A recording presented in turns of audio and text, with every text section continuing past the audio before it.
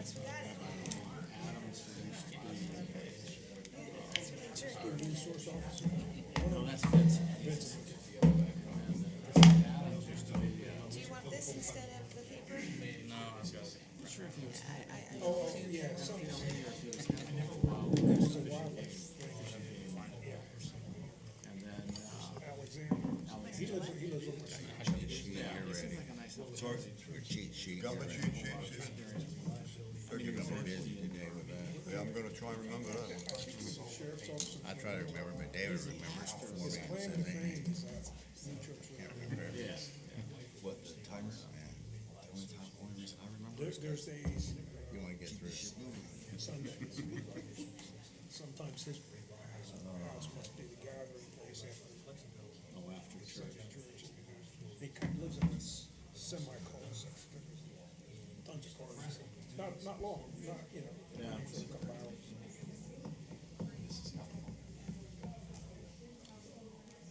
Hopefully it's a short But day. he's far enough down the street.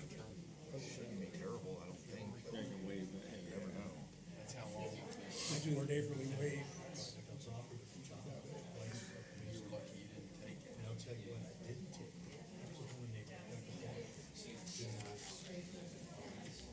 About time you got here, we've been worried sick about you.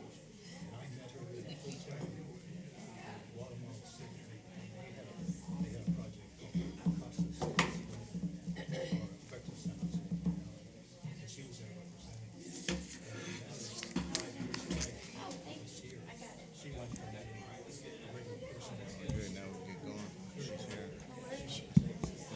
Oh, that's fine, thank you.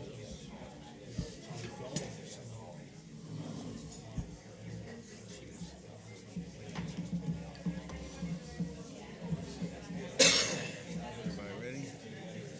guess so. Everybody ready that way? Ready. Showtime. Here we go. Where'd Joanna go? Oh.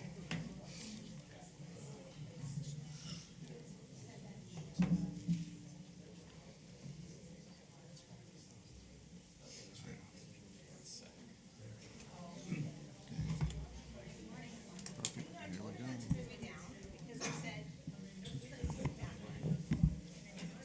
go. I'm sorry.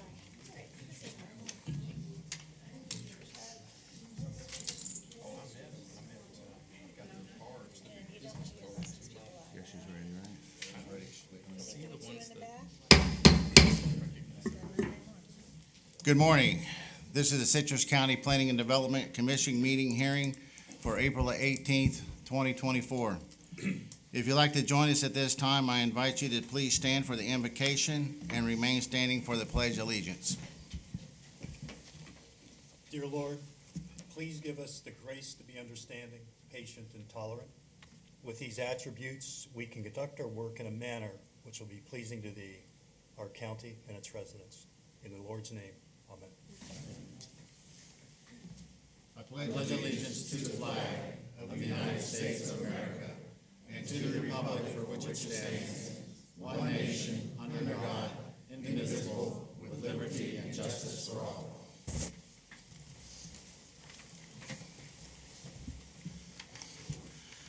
For the courtesy of the applicants, the board, and those around you, at this time, can you please place all your cellular devices on mute?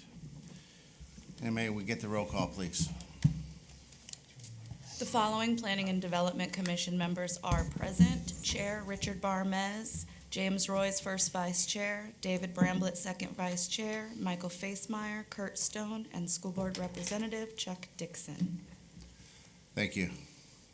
If any person decides to appeal any decision made by the commission with respect to any matter considered at this hearing, he or she will need a record of the proceedings, and for such purpose, he or she may need to ensure that the verbatim record of the proceedings is made, which record indicates testimony and evidence upon the appeal is to be based. During the public portion of the meeting, individuals are given 3 minutes, and representatives of an organization is given 5 minutes. When anyone wishing to speak comes to the podium, please complete the yellow form to hand to the recording secretary. Please print your name, address, and the number of the application for which you are speaking on the form. The yellow forms can be found at the podium by the front door. If representing an organization, a letter of authorization must accompany the speaker. Comments will be limited to the topics being heard, so please state your name, spell your last name, and give the address for the tape record. Now, at this time, this is an opportunity for you to come forward to address the commission on any issues that you may have. This is not for any applications that's going to be heard today. So the podium is open for anyone that wants to come and speak to us. All right, seeing none, I'm going to close the portion of the public podium down, and we have no minutes to approve. So do we have any staff announcements? There's none at this time, thank you. Thank you. Ex parte communications, Ms. Attorney? Yes, it looks like you have actually 3 items which require ex parte disclosure. That would be items 2, 3, and 4 on your agenda. Do you have any ex parte communications you need to disclose? Actually, I'm sorry. 1 and 3. The CPA would not require ex parte disclosure, so just items 2 and 4 on your agenda. I apologize. Do you have any ex parte communications you need to disclose for the record? And we'll start at the end, please. Site visits only. Site visit only. None. Site visits. None. Site visit, Item 2, CU 2024-00002, Grace Methodist Church. I'm a member of the fraternal lodge that is selling the building to Grace Church. I have no personal fiduciary interest in it, but I am a member of the lodge. Thank you. I don't think that requires you to recuse yourself. Thank you. All right, thank you. So now it's time for application number CU-2024-00002 for Grace Methodist Church. If the applicant's present, you can please come forward as we get the staff introduction, please. Yes, good morning. This is, the application is CU 2024-00002, Robert McKenzie for Grace Methodist.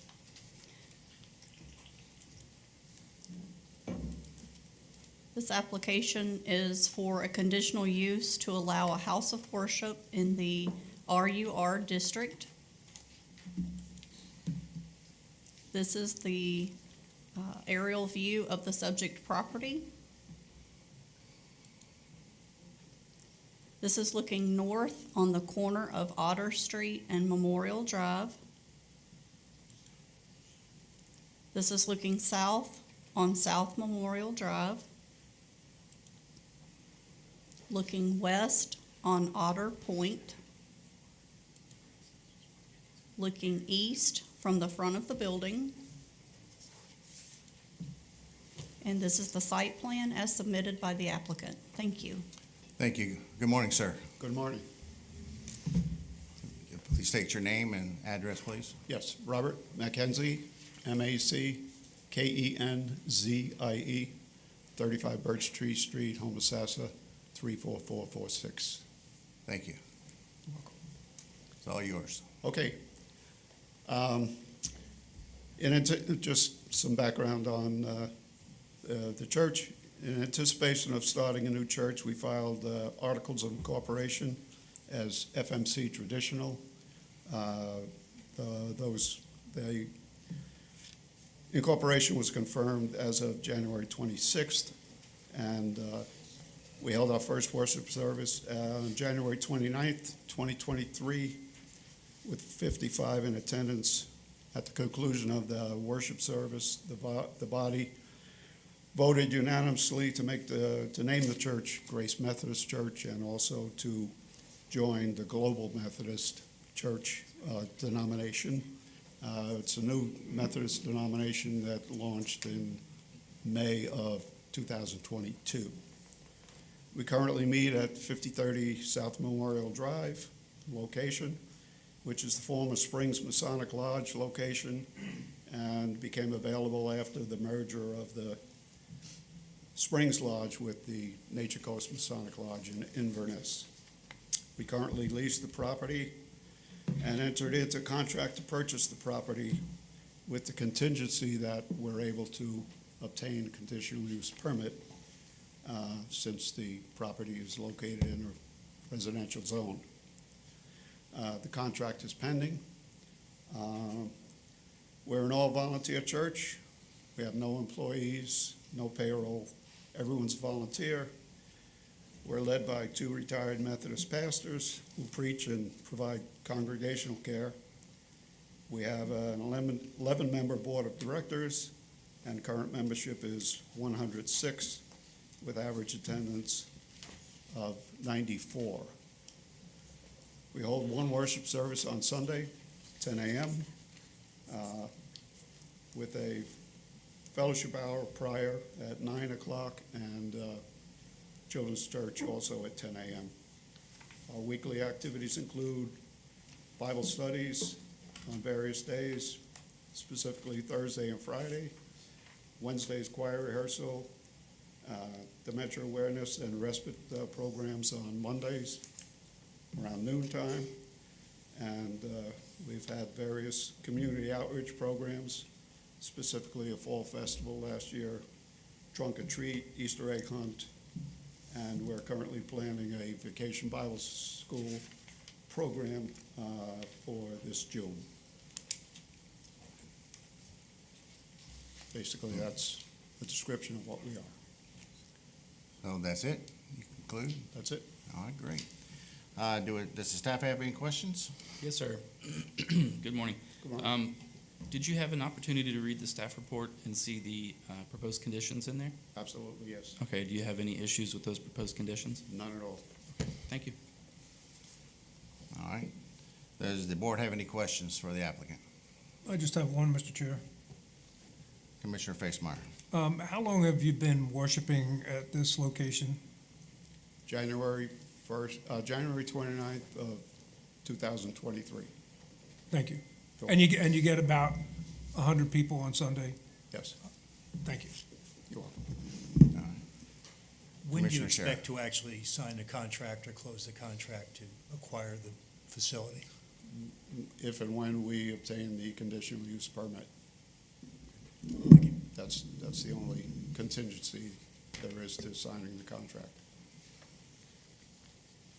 All right. Any other questions?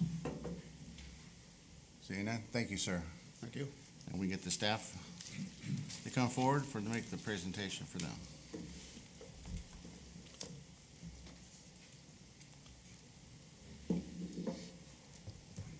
Good morning. Good morning. Morning, Joe.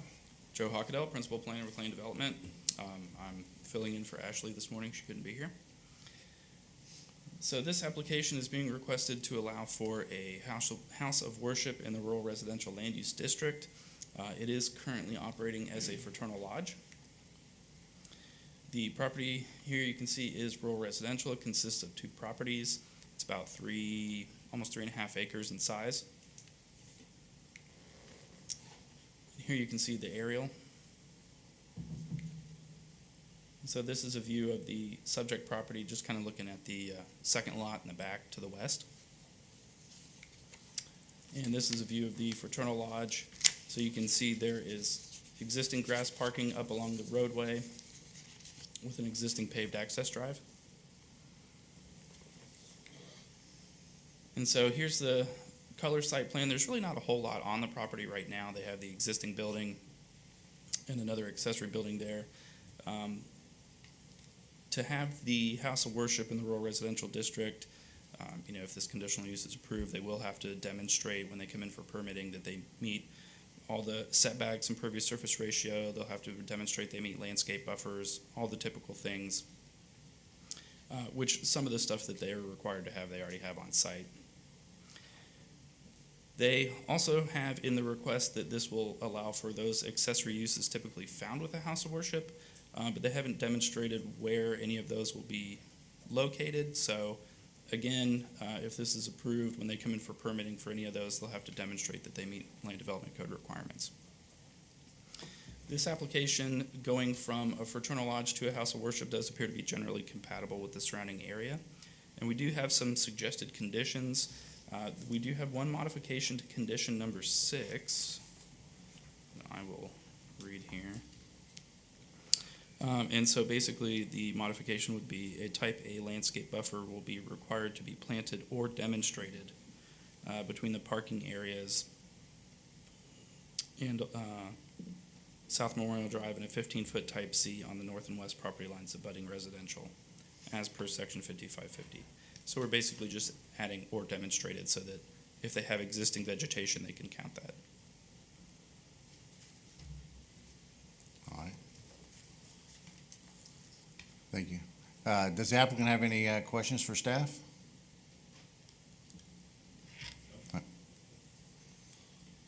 Does the board have any questions for staff?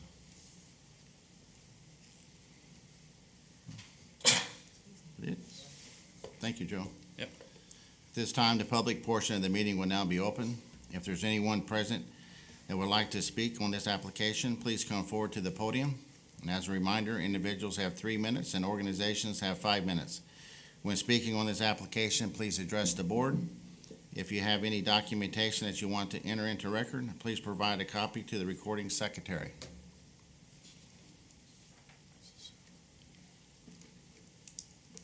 Anyone?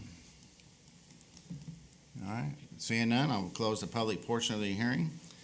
And we'll bring it back to the board.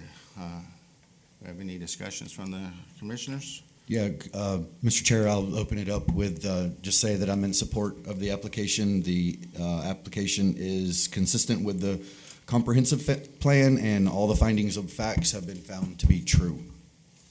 Thank you. Mr. Chairman, I plan to support this application as well. All right, thank you, Commissioner Facemeyer. Anybody else? With the motion? Mr. Chair, for the purpose of a motion, Commissioner Royce, for a purpose of a motion.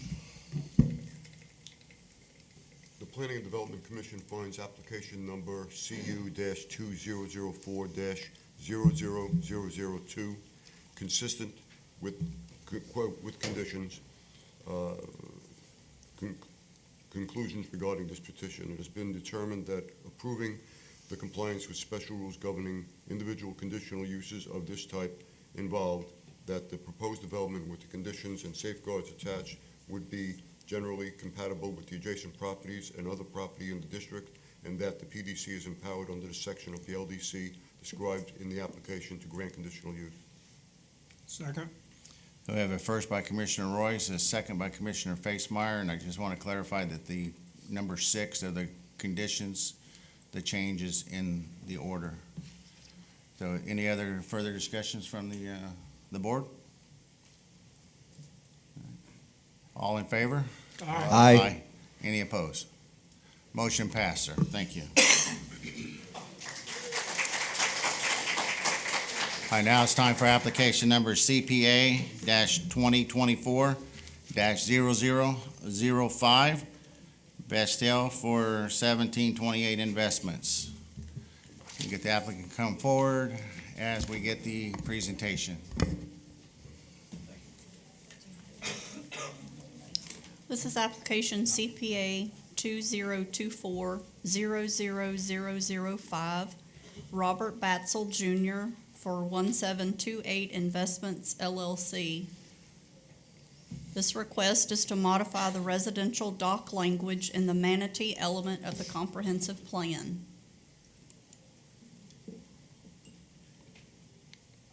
While the request is on behalf of a property owner, the proposed language will apply to the entire coastal community of Citrus County. This is the proposed language submitted by the applicant. Thank you. Thank you. Good morning, sir. Good morning.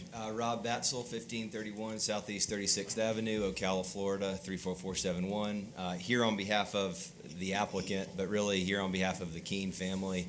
And as Ms. Burton mentioned, this would be a text amendment to the comprehensive plan, to the manatee protection element. So it would apply to all waterfront properties in Citrus County. This is a little odd. I know that we're typically here on either quasi-judicial matters or land use matters, and this is different in that respect. This addresses our manatee protection element, which we don't tinker with often, and it's been a very long time since we've done anything with it. In recognition of that, I want to tell you, I've probably come into this from a more ignorant standpoint than any case I've ever been before any commission on. And so as a result, I've had to talk to a lot of experts and make sure that we're not doing anything that should cause any concern here. And that's our aim. Our aim is to make a very minor change that we think makes sense. So before I get to who we've talked to, let me give a little background. Many of you are very familiar, but dredging of our coastline in Florida dates back to the 1800s. This is an old problem, if we want to call it that. But in short, recent dredging, particularly in Crystal River, Homosassa, and our coastal waterways, for the most part, dates back to the 1960s. I'm going to read you a little blurb from Swift Mud's materials. Extensive dredge and fill activities beginning in the 1960s altered much of Kings Bay and portions of the Crystal River shorelines. Numerous seawalls and dead-end canals were created to provide waterfront, residential, and commercial real estate. When that was done, you see the image. This is actually my client's home. Cut-in boat slips, which is my nomenclature for them, dot our coastline. And you can see that in this specific case, it's a good example. He's got about 145 feet of shoreline, and our comp plan, our manatee protection element, limits the number of boat slips that a residential owner may install or may construct to 1 per 100 feet. And if you have 200 feet of frontage, which is not common, you can then we actually round up. So if you have more than 150 feet, you could have 2 boat slips. But all your permitting requirements are done through DEP and the Army Corps.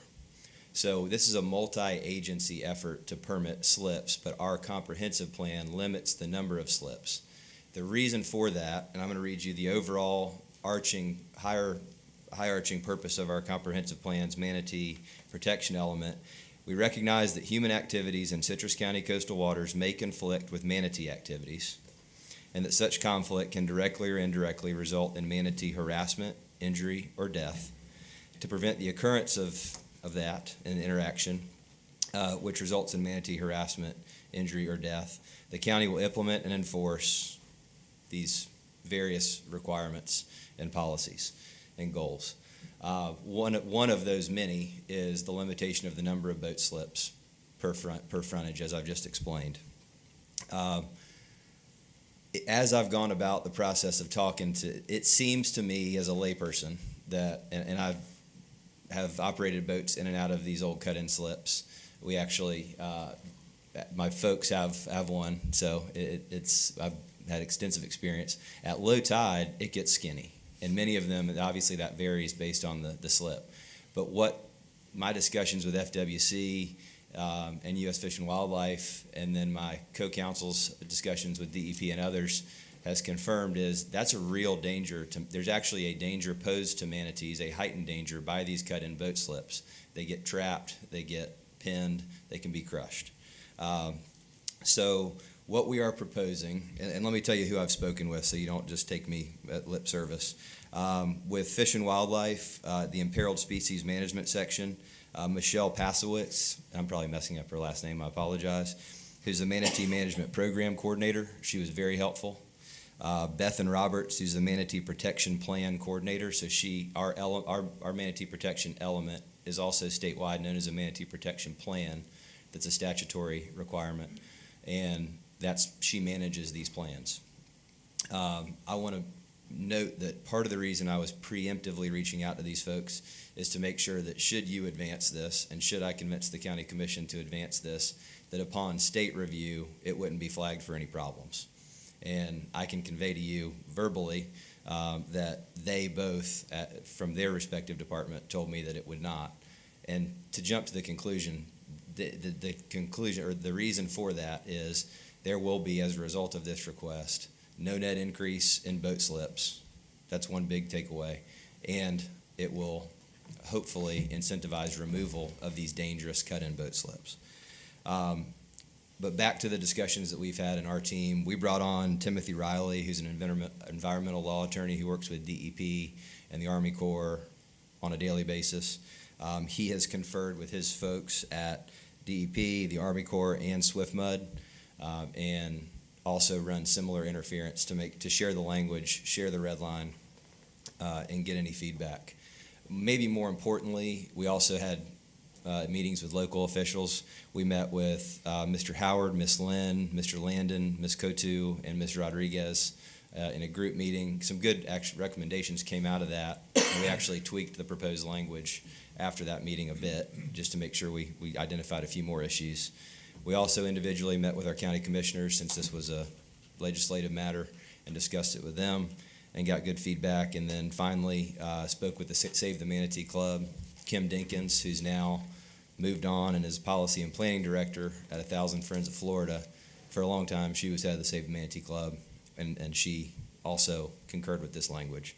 I saw her the other night, and she has a successor now, so I'm going to need to make sure I get with her before the county commission meeting. I can go through the text. I don't think you all want to hear a lawyer walk through text, but let me give you the takeaways. And certainly if we need to dive in, I'll be happy to do that.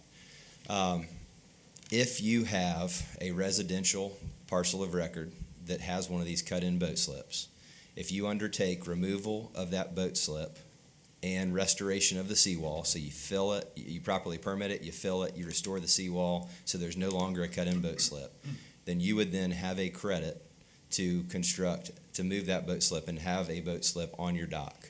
So in Mr. Keen's case, in the Keen family's case, and you saw the image, he would then, if he undertakes the cost and expense of filling that in and restoring the seawall and removing the dangerous cut-in boat slip, he could then have a credit to construct an additional slip on his existing dock. So there is absolutely, and we have language that goes on to say that there is absolutely no net increase permissible in the number of boat slips, and staff in this staff report has raised a concern about transferability. We are on board. That's not the intent here. That's not our intent. So that's a good point they've raised. We agree with staff's proposed red lines, which further restrict it to ensure that Mr. Keen couldn't fill in his boat slip and then sell credit to any third party. Finally, this only applies to residential properties. It would not be applicable. Our comp plan also addresses marinas and multifamily properties. That's not the case. It's a single-family residential application only. I think that's about it. I am happy, again, I don't mean to gloss over language. I know I'm a lawyer. Words are very important to me. So if you have any questions whatsoever about that language, or anything for that matter, I'm here to answer. Thank you. Does staff have any questions for the applicant? No, sir. All right. Does the board have any questions for the applicant? I have one. Mr. Commissioner Facemeyer. Counselor, if we adopt this proposal, what specifically would happen to your client's property as what it is now and what it might be?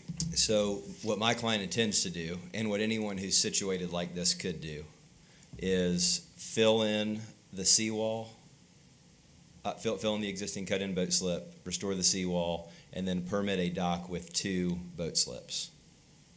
So it would be essentially, now there's potentially a setback issue But here. it appears, They still it couldn't appears he violate already has setback. a dock now.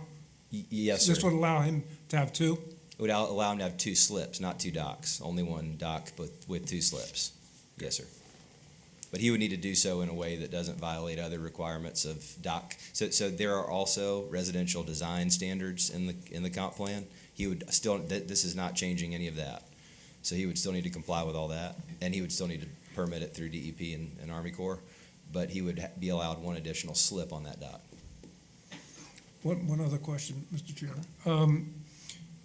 You mentioned that you had numerous conversations with state, federal, and local officials.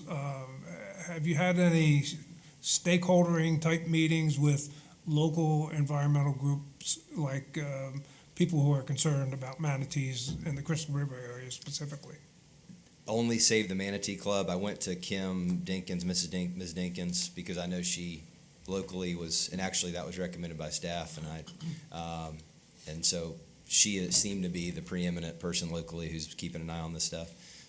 And again, she understood there'd be no net increase, reviewed it, and was okay with it. But she does have there's a new person in that role, so I now need to reach out to her. Thank you. Thank you. I have another question. If Commissioner Stone. taking your client's house as an example, if he did not have that conventional dock and just the cut-in slip, and he filled in the cut-in slip, then he would be able to build another dock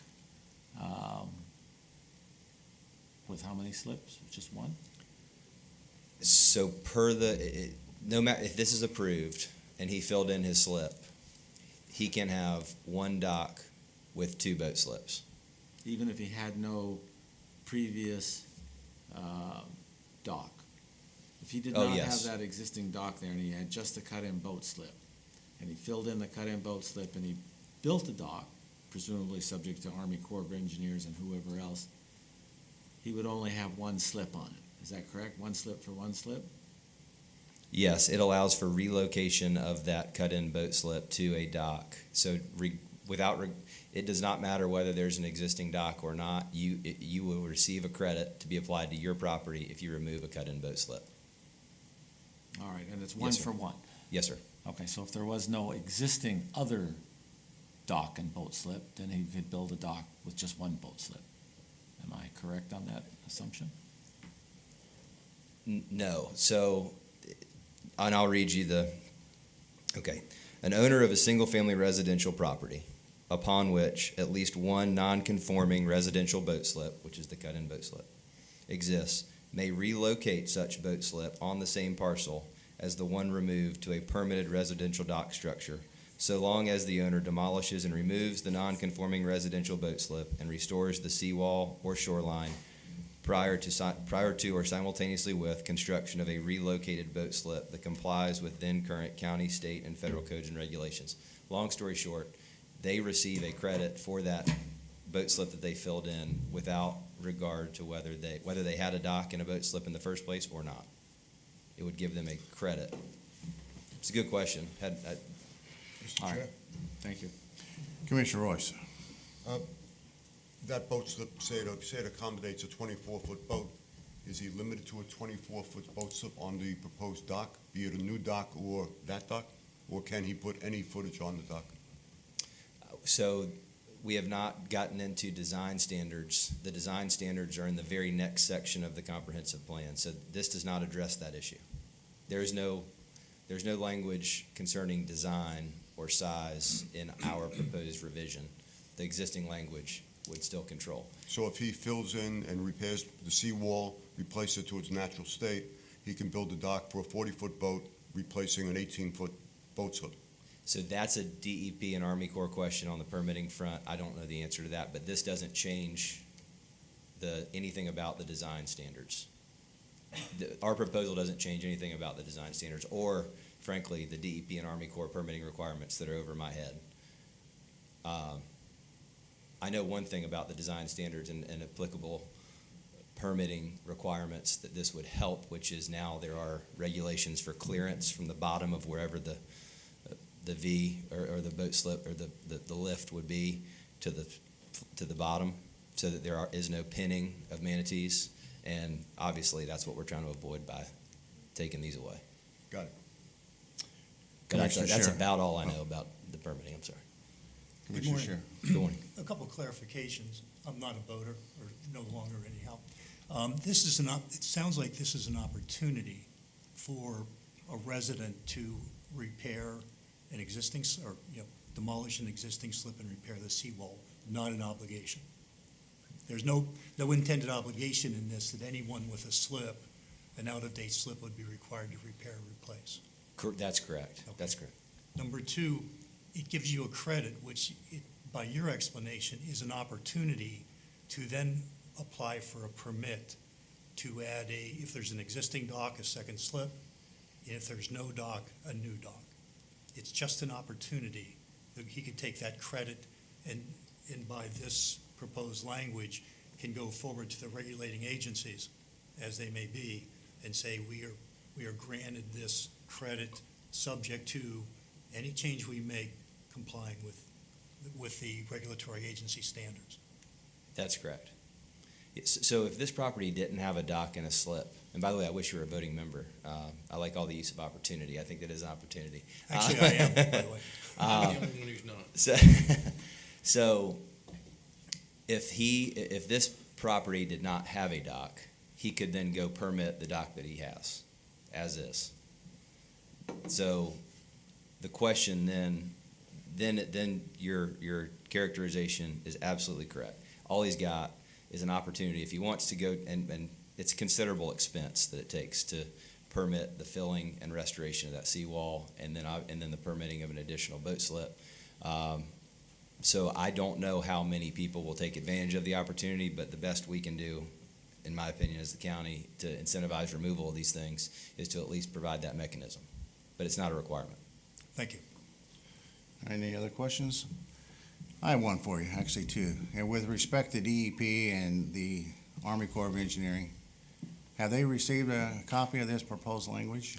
So an attorney who's not here today, who we brought on, named Timothy Riley, has coordinated with them, shared the language with them, and part of that question is not just, is the language acceptable, which I'm told their answer was tentatively yes, but it was also when a comp plan amendment gets routed to Tallahassee from the county commission upon transmittal, their first hearing, the question is, how many agencies are going to then be sent this proposal, and what kind of can of worms could it potentially open? I was concerned for Ms. Lynn or for the county that if we asked for something small and negligible, that they would trigger the whole opening up the manatee protection element for complete review.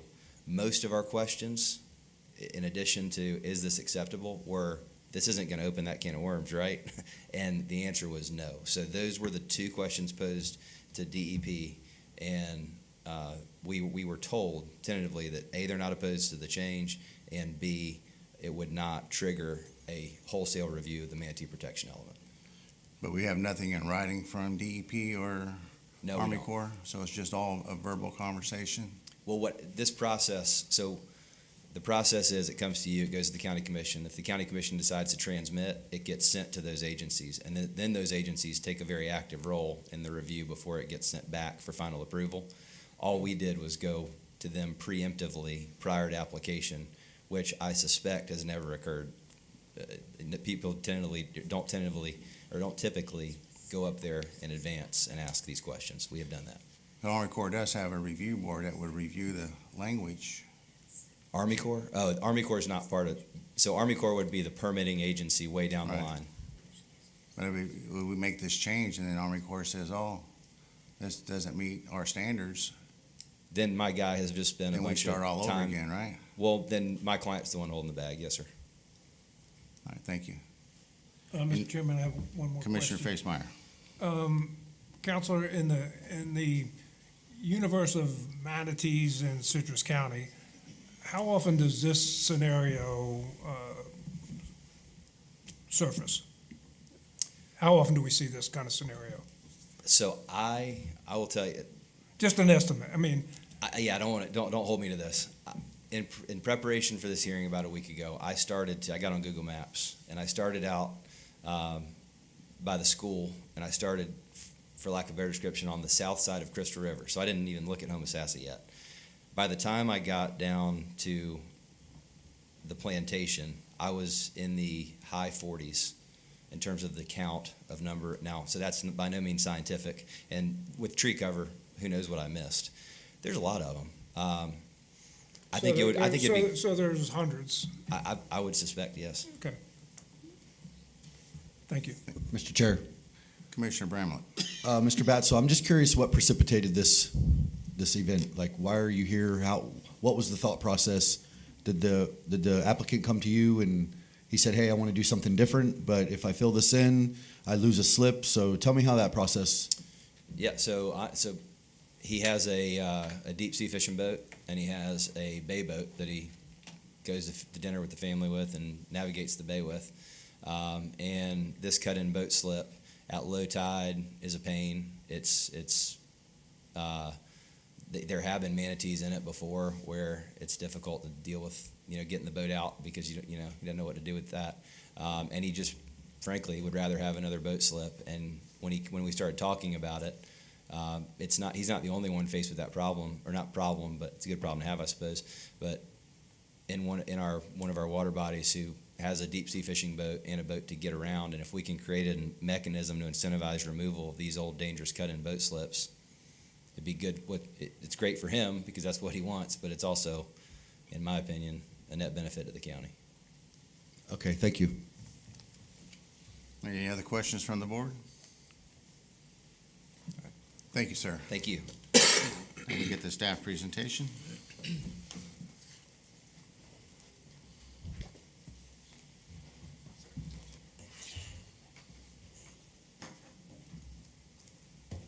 Good morning. Good morning. Joe Hockedell, Principal Planner. So this is a unique application. We haven't seen a proposed change to the manatee element in a very long time. And so this application is being requested to exceed the residential dock density standards that are in the comprehensive plan of the manatee element. So currently, as Mr. Batzel stated, the standard is you get one boat slip per 100 feet of shoreline for waterfront property with an essential manatee habitat. And there are numerous waterfront properties within the coastal area of the county that have these old cut-in boat slips. And so you can see sometimes they're covered, sometimes they're not. Sometimes they're concrete seawalls, sometimes they're homemade riprap, sometimes they're just something that's been cut into the shoreline. And as Mr. Batzel stated, a lot of times they get pretty skinny, especially at low tide. So staff would agree that when it comes to our coastal wildlife, these can pose a hazard. So what they're proposing is to incentivize the removal of these. Instead of somebody being penalized for removal of these, give them that incentive to then remove some of them. The other issue that I have seen in my career here at Citrus County doing waterfront variances is a lot of the waterfront variances we used to see were from one of these boat slips bringing the water line further into the property. And so that increased the encroachment from a property owner wanting to put something on their property into that waterfront setback. So by incentivizing the removal of these and the restoration of that shoreline, it could open up some additional area for that property owner to utilize. So as Mr. Batzel stated, staff did have some concerns with this, but ultimately it's really more, we had some recommendations to clarify some of this. So you can see here, this is objective 20.3. The applicant's proposed language is on the left and staff's recommendation is on the right. Basically, we want to make sure that if this is approved, that it is for that same parcel. So in other words, if someone has a cut-in boat slip and they remove it, they can't then sell the right to somebody down the canal or on the other side of the bay. That would open up a can of worms that staff feels we don't want to get into. So what this would do is it would limit everything to just the parcel where the slip is being removed. So here's the new policy that's being proposed by the applicant. I'm not going to go through the whole thing. Again, we have some clarification on there. Same parcel. There's a portion where the applicant's talking about recognizing these lawfully constructed cut-in boat slips. Staff's recommendation is instead of saying constructed, we just say recognized. Because, again, sometimes they weren't built. They may not have a concrete seawall. It may be homemade riprap. But we know it's there. So we want to grab the ones that are lawfully recognized prior to 1990, because basically if you did one of these after 1990, you'd need a permit. We'd know about it. So the other thing that staff is recommending is there's some language in here that it's only applicable for open water. There's a lot of these that are on canals. And so by limiting it to open water, we feel like it's not taking care of this situation in its entirety in the coastal community. So instead of leaving it just to open water, staff's recommendation is if it's in habitat protected area, or essential habitat area, manatee essential habitat area. So if that's on a canal, if it's open water, you have that incentive to remove this cut-in boat slip. The other thing that staff is recommending here is that if this is approved, that it doesn't create a different nonconformity. And so that's the language you see on the second bullet point there. It cannot result in an extension or design that exceeds our design criteria that Mr. Royce was referencing before. So in other words, your dock can't extend further than what you would be allowed to have, or it can't cross over onto somebody else's property or in front of somebody else's property. You still have to meet those design criteria in order to do this relocation. And as Mr. Bassel stated, this is strictly residential, single-family residential properties, and so staff had the modification there to just clarify that it does not apply to multifamily or non-residential properties. So.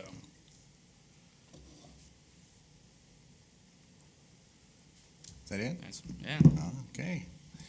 Does the applicant have any questions for staff? Yes, sir. Does the board have any questions for staff? Mr. Chair. Commissioner Shara. Morning, Joe. Morning. Quick question for you. And I just had one of those moments. Here it is. In your text, in your summary, you say a strike-through version has been prepared by the applicants attached. It proposes to allow for the maximum residential dock density to be exceeded when relocating an existing conforming cut-in boat slip. So my question is, to be exceeded, is that because if there is no dock, they would have to go through the permitting process to add a dock, and if there is a dock, they have to go through the permitting process to add a new slip? Right, so that's part of Seemed to be a one-for-one. I guess that's what I was asking. Well, yes, but that's part of the incentive to this. So, for example, if we use the actual property owner that retained Mr. Batzel for this, they could have, if they have one boat slip and this cut-in slip, and they're only allowed one boat slip, this incentive would allow them to still exceed the number of allowable boat slips by relocating the existing one to the dock. Only if re-permitted, Through a permit. through a permitting Yes. process. Yes, so Okay. they would have to permit this. They would have to permit probably the fill and restoration of the shoreline and the cut-in slip, and they would have to permit through the state and Citrus County, because we have dock permits as well, adding the slip to a dock. And there's also language that staff proposed that it has to be a permitted dock. So if they have a dock that was never permitted and should have been permitted, in other words, it's not valid non-conforming or anything like that, then they're gonna have to permit that dock. They can't relocate one of these slips to an unpermitted dock or something that's not recognized. So, but it does allow them to exceed it by one If permitted, with a permit. with Yes. a permit. Okay. What are your concerns about the unintended consequences? You talked about the canals for one. Probably I'm going to make an assumption here, somebody has to have a desire to go through the cost to, fix a non-conforming slip, repair the seawall, and then go through the permitting process. And I'm not familiar with what that permitting process looks like at the county, state, or potentially core level. So it doesn't sound like it is a snap of the fingers to go through this. So this has the feel of it. It's going to take some time and be, relatively expensive, that's quote unquote relatively, for the owner. So what are your concerns about the unintended consequences? Or do you see any? Well, with the recommendations that staff has proposed, I feel like we've addressed those concerns. One of them was creating a new commodity in the coastal community of being able to sell the rights to one of these slips to somebody else. For example, if the neighbor down the canal was at their max capacity for boat slips and they really wanted another one, they couldn't go to their neighbor down the canal and buy the rights to it, have them fill it in, and then permit their slip onto their dock. So that was one of the real concerns, is creating a situation like that. Another one is having these only apply to the open water properties, because As Mr. Bassel stated, a lot of these canals were dredged back in the 60s, and these canals are not always deep or wide. And so sometimes in just the canal itself, can pose a hazard to marine wildlife. And so not allowing for these boat slips, these cut-in slips to be removed on canal properties, it seems like they should be included as well, because it would also help remove a hazard, so. So they could, I'm sorry. The only point with that is, though, wouldn't that create more clogged up canals? I mean, I could see open water, but if you do this on a canal, and some of them aren't that wide, you might incentivize putting more into the canal so that you can pass through the.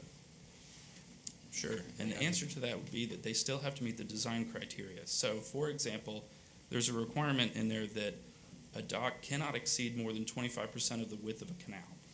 So if you have a 100-foot wide canal, your dock cannot extend more than 25 feet. This provision says that even if you do this relocation, you still cannot extend more than 25 feet the width of that canal. And so if they have a very narrow property and a very narrow canal and they can't make it work, then they can't make it work. But if they do have the room, if they do have the canal width, and they can design the dock to accommodate that extra slip, then it gives them the ability to do that. If someone has a dock now on a canal, and they want to replace it, it's just aging, wood structure, whatever it might be, are they required to re-permit, or can they just rebuild based upon the existing dock? It depends. So it depends on the specific situation. Okay. So some repairs can be done. If it's a non-conforming dock that was not permitted and should have been permitted, then no, they cannot replace it. If it was a recognized dock that maybe they built in the 80s, they can repair it for the same dimensions. So it depends on the situation. Appreciate it. So which agency is responsible to enforce this? Is it county or is it state? Well, dock permits have to go through the state agencies and the county. Okay. So. Thank you. All right, any other questions? I have a couple. Commissioner Bramlett. What happens currently, what is the rule or the standard in place right now when people want to fill in a boat slip? If they currently exceed their number of slips, then it goes away. They just lose the spot. They lose it. So everybody that has a cut-in boat slip in the county could go and still get a permit for a one-slip boat dock. That one slip, the cut-in, doesn't count as their one slip on their per 100 feet. It does. It does count. Yes. Okay. And then my next question is would this overlay for the city of Crystal River? Or have you guys spoke to the city of Crystal River? What's their situation with these? Because there's a lot of them up there too. Then the lots are much smaller in Crystal River. I've dealt with them and the setbacks. I can't speak for the city of Crystal River. I don't know if they've been informed of this or not, but this would just be Citrus County's comp plan manatee element. I don't know if. Okay. Yeah, you're right on. They have adopted our manatee element long ago, but they would have to adopt this amendment as well if they want to do this. Do we think that that's something, has anybody spoken to them? We have, and they expressed some concern, but they hadn't seen what the final outcome is. Right. So they're watching. Yeah. You also have touched, I'm sorry, Jim, I'm jumping in just a minute. Go for You it. touched on the other concern that staff had, just as aside, is that not all of these boat slips are actually usable. Some of Correct. them are very low, or especially the ones that are built with like a ramp in them, they're not usable today. So we are creating a dock where there might not be a slip right now. So that's the one unintended consequence. Mr. Betzel's condition aside, he's got some good language in there to try to deal with, because his client can't replace that dock slip, and that's a very good idea. But you're also running into the situation there. There's some that are not usable. But how are we going to determine that? So this would allow those to have a new slip. Excuse me. Right. I would say as a real estate broker of 20 years dealing with a lot of these cut-in boat slips, the majority of them are unusable. You can go out there and walk around on them. So I think that this is a good plan. And I feel like all of the unintended consequences that everyone up here has been talking about have been thought about and maybe, avoided with the language. So, yeah, okay, thanks. Thank you. I have a Commissioner question. Stone. Speaking of unintended consequences, what if we have a cut-in boat slip that accommodates more than one boat? Then we would count that as 2 slips. What if it had enough space for 3, or what if it gets into like a bay and the property owner wants to use it as an excuse to fill in property? He doesn't really care about boat slips. Well, I believe that's where it gets into the language where it has to be a recognized boat slip. All right, but if there were multiple slips, cut-ins that it could accommodate, and then you get into an argument about, well, will that accommodate 2 boats, or 3, or just 1 or 4? Right, and the language being proposed does say that this only allows the number of slips to be exceeded by 1. So, for example, if they removed 4 cut-in boat slips, they can still only exceed the maximum number of allowable slips by 1.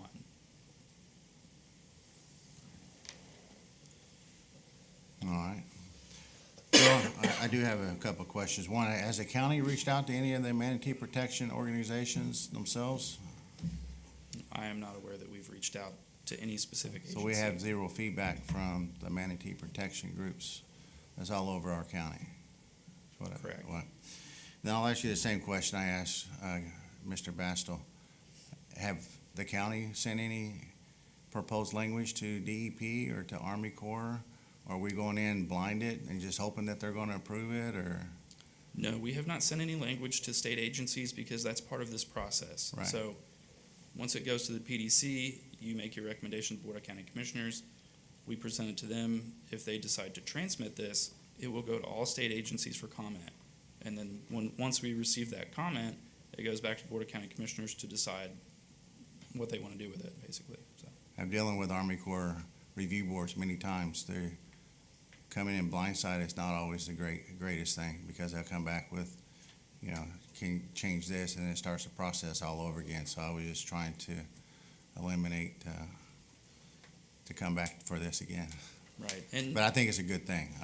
it does happen that, when we send sometimes these comp plan amendments to the state, that they come back with recommendations or comments or something like that. So. All right, great, thank you. Hmm. Any other questions? All right, thank you, Joe. Now, the public portion of the meeting will now be open. If there's anyone present who would like to speak on this application, please come forward to the podium. And as a reminder, individuals have 3 minutes, organizations have 5 minutes. When speaking on this application, please address the board. If you have any documentation that you want to enter into record, please provide a copy to the recording secretary. He gets 5. Mr. Chairman. Good morning, sir. Thank you. Michael Serwinski, Environmental Consultant, professional address 2716 South Lecanto Highway. I did not prepare anything. I had not intended to talk. It was a listening session for me. I want to commend Mr. Batzel for taking this on. I would agree wholeheartedly that the Manatee Protection Plan needs some revisions. I'm getting old. I actually was on the Manatee Committee with Helen Spivey and Pat Rose of the DNR at that time, who went on to be the Save the Manatee Club president, on this process and the Manatee Protection Plan for Citrus County. I think I was 30 at the time, so that tells you how long ago it was. I want to also commend you for your intelligent questions. There's a lot of pros and cons here. I really think after listening to this, the pros outweigh the cons. You've had some great questions about the unintended consequences. And Joe, for your presentation, I've been dealing with permitting docks and the manatee issues, again, most of my career here in Citrus County, which is nearing 40 years now. One of the things about the agencies is 500 square foot boat dock is exempt. So it generally does not have to go up to DEP, provided it meets conditions, and the dock constructor or designer is required to be knowledgeable of those. That doesn't always happen. I will say that these cut-in boat slips are, usually they sediment in. They're a trap for sediments, anoxic weeds, and low oxygen conditions. I've been out there with oxygen meters when we used to have to do that in the 80s. DEP required some of that information, and so they're anoxic typically, which are not good conditions. So filling them in is an environmental benefit that's gained out of it. One of the unintended consequences I want to reference is anybody that's been on a boat realizes that they're getting bigger, more expensive. You go around Crystal River and it's not uncommon to see 4 or 5 motors, 400 horsepower on the back of some of these boats. I just got back from Naples. I saw an 80-foot yacht in front of a residential house. That's not uncommon. So they still have to meet the standard that Joe mentioned, which is 25% of the distance across a water body. That's supposed to include not just the structure, but the boat that's docked there. They can't be closer than, I think it's 25 feet from an adjacent landowner's shoreline without that adjacent landowner's permission. And then speaking of Crystal River, I'm not sure how this happens, but I see a lot of docks or a lot of boats on properties that don't exceed 200 feet in length and have 3 or 4 boats. So I don't know how that slips by the Manatee Protection Plan. Overall, I support this effort, and I commend Mr. Batzel for taking it on. There's definitely a need to relook at that, and I'll entertain any questions, but thank you for indulging me. Thank you, Michael. Anyone else like to speak? Come on to the podium, sir.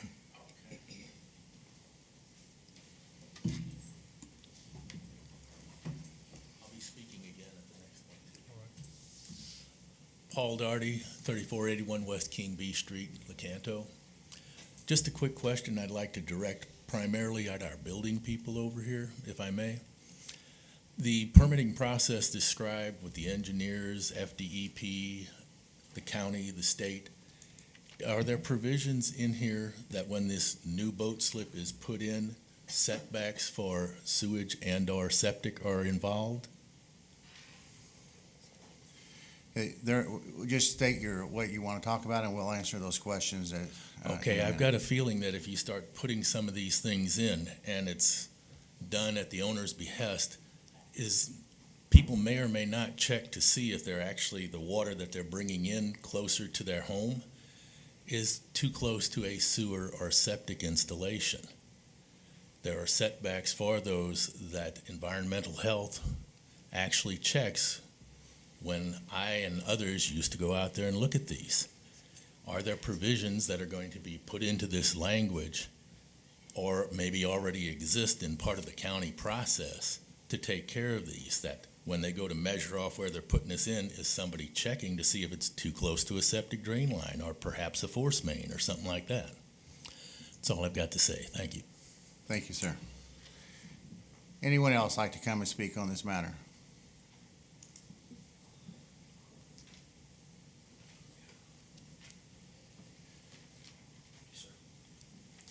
John O'Connor, 3835 West King B Street. This is not while I was here. I just want to point out a couple things here with Mr. King's property, specifically what you're talking about. How many of the board members actually go out in the water here in a year? How many of you actually go out? Yeah, we're not here to answer questions. Well, it relates directly to this question. And my question is, with doing this and what you're proposing, how many times, since the attorney went all the way back to the 50s and 60s when all of this started, how many times have boat owners actually squashed a manatee, putting their boat in the slip or taking it out of a slip? And that's why I ask how many of you have been on the water. How many times has this ever happened, or has it ever happened, that a boat owner, and you said yourself you actually boat, is that correct? Please refer to us. I'm sorry. I would be curious to know, since we're all about manatees, and this covers all of Florida, period, because literally if you went from Key West all the way to the top of Florida, there are thousands upon thousands of these cut-in boat slips. And I know this is directly to Citrus County, but I would be curious to know how many times that has ever happened, because as a boat owner, you don't blindly come into the slip 8-10 miles an hour and squish a manatee in there. If you're taking your family out for dinner, as it was pointed out, you walk out to the slip, the first thing you're going to do is look in the slip.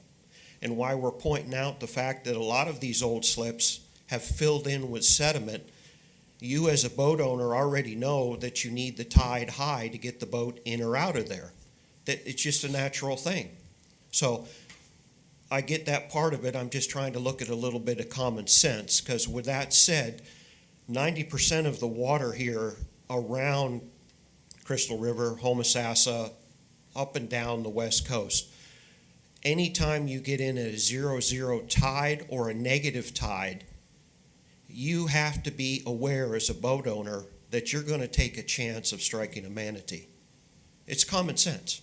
And the manatees know they don't, I mean, how many of us have ever seen a manatee grounded on a flat? It doesn't happen. They're smart enough to know when the water's going out, they move out with the water. That's all. Thank you, sir. Anyone else? Anyone? All right, this time I'm going to close the public portion of this hearing down. Mr. Bastel, do you have any comment on the public input? Just here to answer any questions. I don't need to take up more of your time unless there are questions. Yes, sir.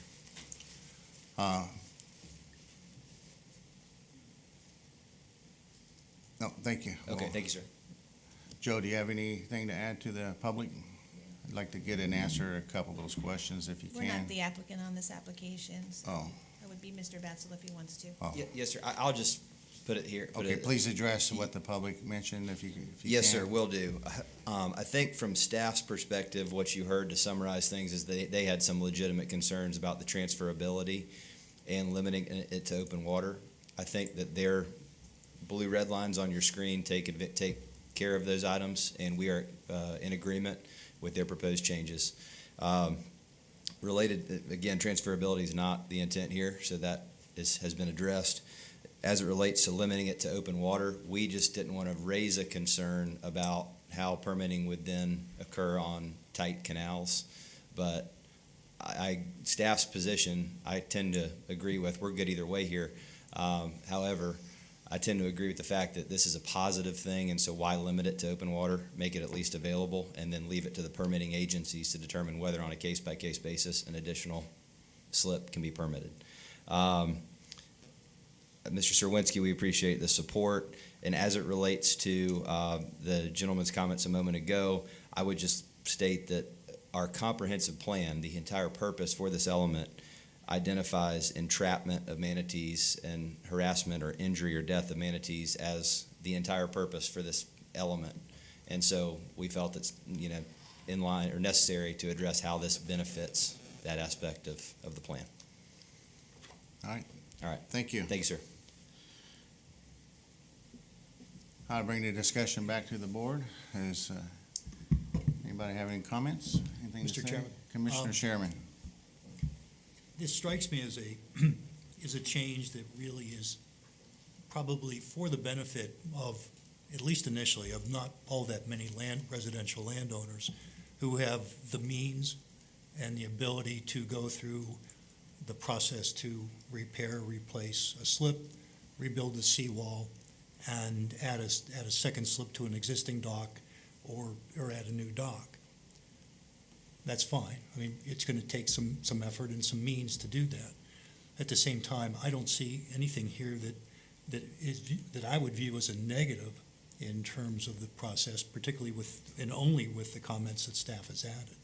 So I would support this, but I guess what I was getting to with unintended consequences is there going to be a rush to see a number of changes to canals and others that then open up Pandora's box, so to speak. But again, listening to the comments of a number of folks, that doesn't seem to be the case. So I'm in support. Thank you. With the conditions.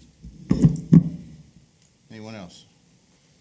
Yeah, I'd just follow up with Mr. Sherman and say I'm in support of it. I would just mention the public comment that we had. The one public comment, if I understood correctly, he was worried about water encroaching in closer. Well, actually, if you're filling it in, the water is going to be pushed out further.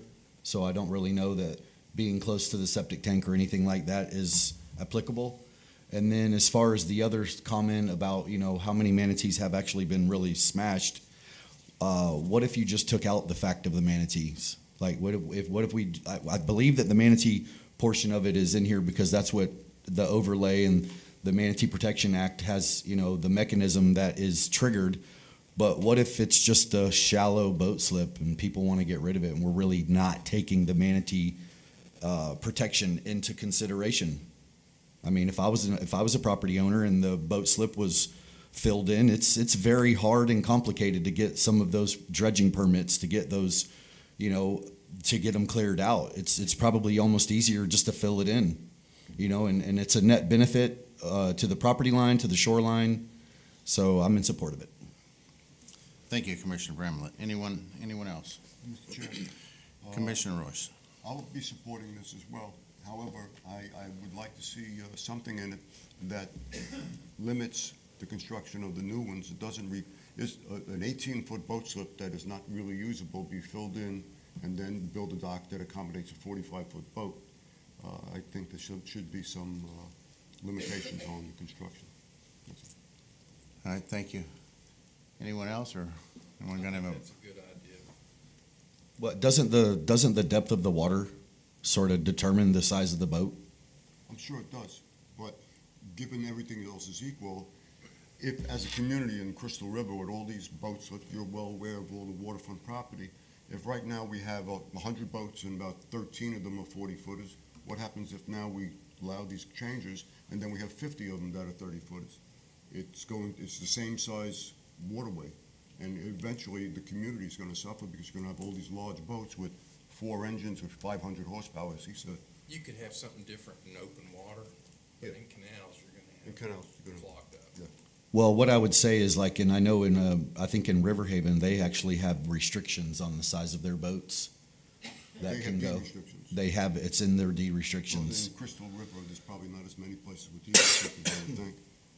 But anyway, it's just a concern. Right. Legitimate. Anyone else? Motion?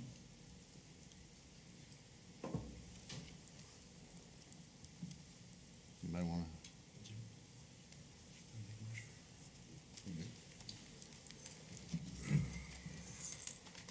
What is this again? This is a conditional change?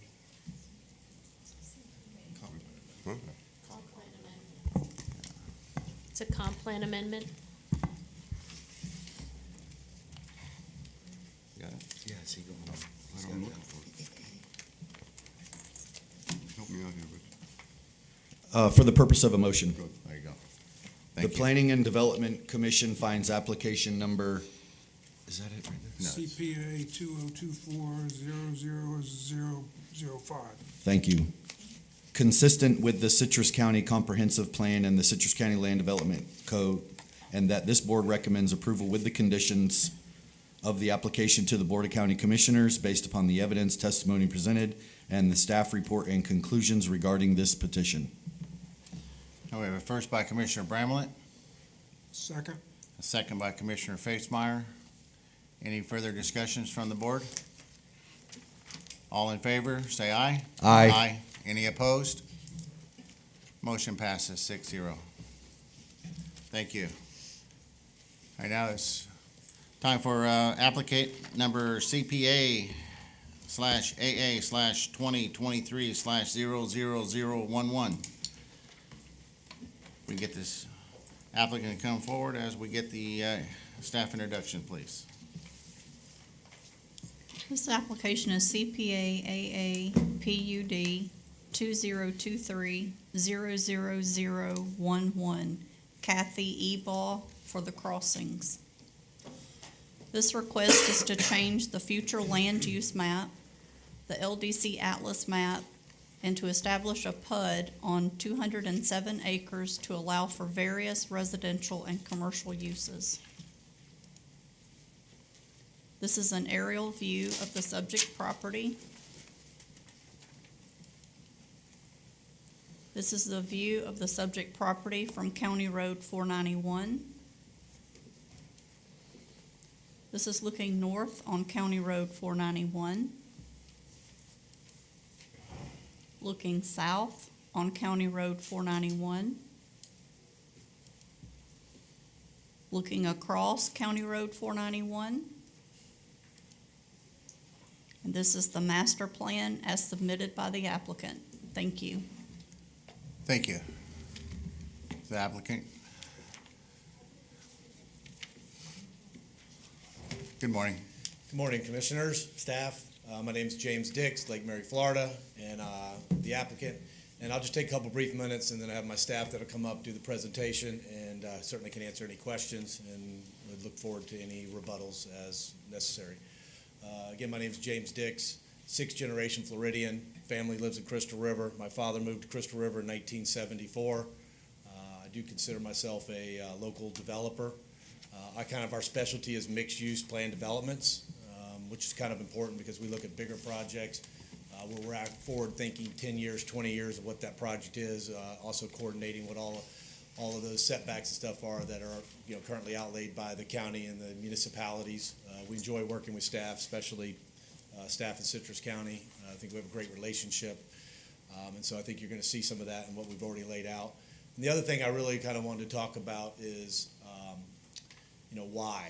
why this project and why we have. And when we first looked at this project, the first thing that we really were thinking about, because we have a lot of other projects, as you know, was really, and I'm going to use the word affordability, but not in the sense that most people take affordability where they're thinking of Section 8 or bonded or something to that effect.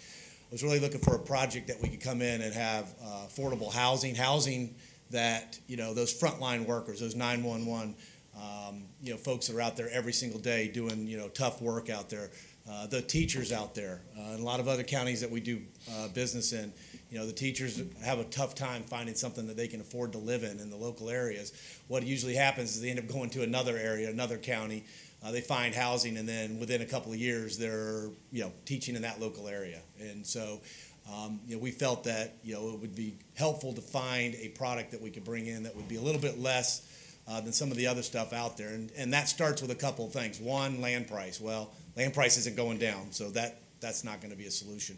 The other thing is density, right? So smaller lots means a lower price home site, and at the end, the sale of the property is going to be lower. The larger the lot size is, typically the more expensive the home's going to be and the more unaffordable it's going to be. So we kind of were looking at opportunities that we could kind of bring that product to this location, and that's why you're going to see that. The other side of that is I want to just briefly talk about absorption rates, which kind of goes unspoken in our business, but essentially the sales of those lots. So for national developers in this area, current absorption rates are probably 3 to 5 a month. So that's why you see us asking for longer time frames for these PDs to be completed. You do the math, 3 to 5 a month, and you have 800 units or 700 units or whatever the number is.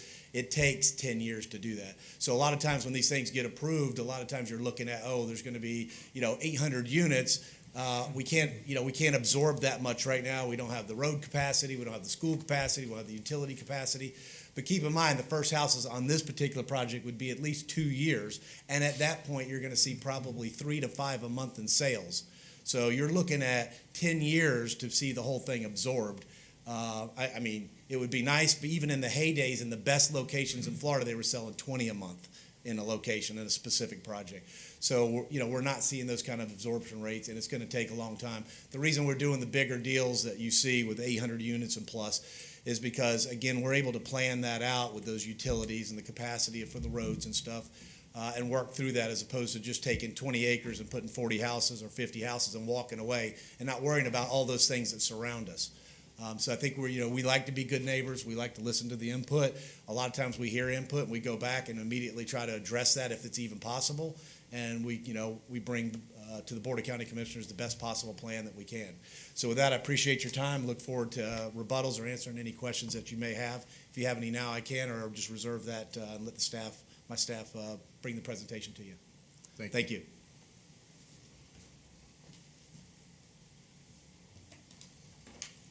I assume this Joe will advance for me? That will. Okay, great. Good evening, Mr. Chairman and members of the commission. My name is Jay Brown. I'm a principal with JB Pro. We're a civil engineering, a multidisciplinary firm. We have civil engineering, land planning, landscape architecture, and surveying, construction services. We've been designing projects like this, like the crossings, for many, many years. We've been in business for 30 years. We have offices in Gainesville, Tallahassee, and in St. Augustine. So when we were approached by Mr. Dix about this project, we were really excited because we love the location, close to the schools. It was a great opportunity to do a really nice development, and that's what we really love to do. So I personally have been involved in designing and permitting projects like this for over 30 years, and we have a very experienced staff. With me today is Kathy Ebel. She's a fellow of the American Planning Association. She's a very experienced planner who worked with us and worked with your planning staff as we were developing this plan. So today I'll talk a little bit about the property background and history. We'll let you understand our request. We'll present to you a little bit of information about our PUD that we're proposing. And then we'll go through some of the staff comments and what they had commented in terms of their staff report and how we address some of those comments. And then also we'll talk to you about the conditions that staff has recommended and that we are in agreement with. And, we'll do a final summary. So as you may know, the property is just north of here. It's 206.7 acres. It's mostly farmland right now. There's some unique features. It has nice grade across it. It has nice sloping property. There is some nice tree canopy. There is, in the very kind of center of the property, an old cemetery that we will be protecting. The great thing about this property, of course, is it's on a minor collector road.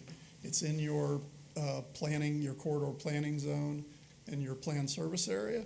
And so utilities are available to serve this property. So really from the standpoint of what you're looking for to do a project like this, it has great transportation access, concurrency is available, central water and sewer is available, local schools are nearby, services are nearby. It's a perfect location for one of these type of mixed-use developments. The existing land use is low-density residential and commercial along the frontage of County Road 491. And so what we're doing is trying to tie those uses, the commercial uses and the residential uses, and create a mixed-use development. And in the framework of the Citrus County Code, that's encouraged through a PUD, a plan unit development, and that's what we're proposing to do. The zoning, your code map atlas has also low-density residential and various commercial properties. It's consistent with the properties to the north. The property to the north actually has a medium density, a little higher density residential as far as the land use and zoning. There is the extractive use of the mines to the east, and then of course the school and the government complex to the south. So our request is to change the entire property to mixed use. We would change it to the RMU category, residential mixed use, and it would allow a mix of uses where we could have single family detached, single family attached, multifamily, and then non-residential uses as well. And then the land use, the code atlas map for the zoning would change it to PDR, and we would do a planned unit development, a PUD. So with that, I'm going to let Kathy, our planner, she's going to introduce herself and then talk to you about how this project conforms with the Citrus County Comp Plan. Good morning. Good morning. For the record, I'm Kathy Eba. I'm a fellow with the American Institute of Certified Planners. And as Jay mentioned, what we're asking for is a change to the residential mixed-use category and planned development residential. And the reason that we're doing this consistent with your comprehensive plan is because this area is an area that you have already identified as an area that you intend for future growth and development. And we think through the PRD process that we are best able to establish a density that really provides for the community in a way that allows for an density that doesn't encourage increased sprawl and further extenuation of the existing development pattern. What we're trying to do is provide a density that's high enough that allows for compact development, that allows for the best utilization of your existing facilities. The better you can utilize your facilities, the higher your density, the more you're getting out of that area, and the less you're going to have to sprawl out into additional farmland areas. This is an area that you have, both through your planning practices as well as your existing infrastructure establishment, shown that this is an area you expect to have development. And this is consistent with your goals, objectives, and policies, specifically your policy 17.25, 17.27. These areas talk about guiding growth and development in your appropriate areas. Well, you have identified this as an appropriate area because you have established this as a planned service area and a corridor area for development. We are asking for up to 6 units an acre. Your existing underlying land of the land category that we currently have allows for 6 units an acre under a PRD, but by changing it to the residential mixed-use category, we're really allowing for that site-specific development standard. We're allowing for looking at the site, understanding how the site will be used, connecting it to the surrounding uses. I've been a school planner. I was director of planning for 2 different school districts in Florida. So schools are very important to me, and I've worked a lot with schools, both as a municipal planner and as a school planner, to ensure that the connectivity between residential neighborhoods, especially ones that are meant for families like this one is well connected to our schools. So the location with the schools nearby is something that we actually support, and we look to work with Citrus County School District to ensure consistency and ability to connect between our residential neighborhood and the families that live there, as well as schools that are located adjacent to us. Looking at your facilities and the types of facilities and the types of public service facilities that you require, your comprehensive plan asks that a planned development be located in public facilities. We are planning to put public facilities on this property. Again, continuing the existing development pattern and existing infrastructure pattern that you have established. While the area around us may not have the density that this one does, it's clear from your planning exercises and the way that this area is being built with the schools, with the road network, that this is an area that you want development, and you want that development to be at the highest, best density that we possibly can provide, and in a development pattern that works with it. So by providing your commercial corridor along the major roadway, and then the residential areas behind that in a variety of different residential types, which is what Jay will talk about in a second, we are ensuring that we're able to meet the needs of our working families. We're able to provide for the types of development that Citrus County intended when they put this area together with the planned service area and the corridor development area.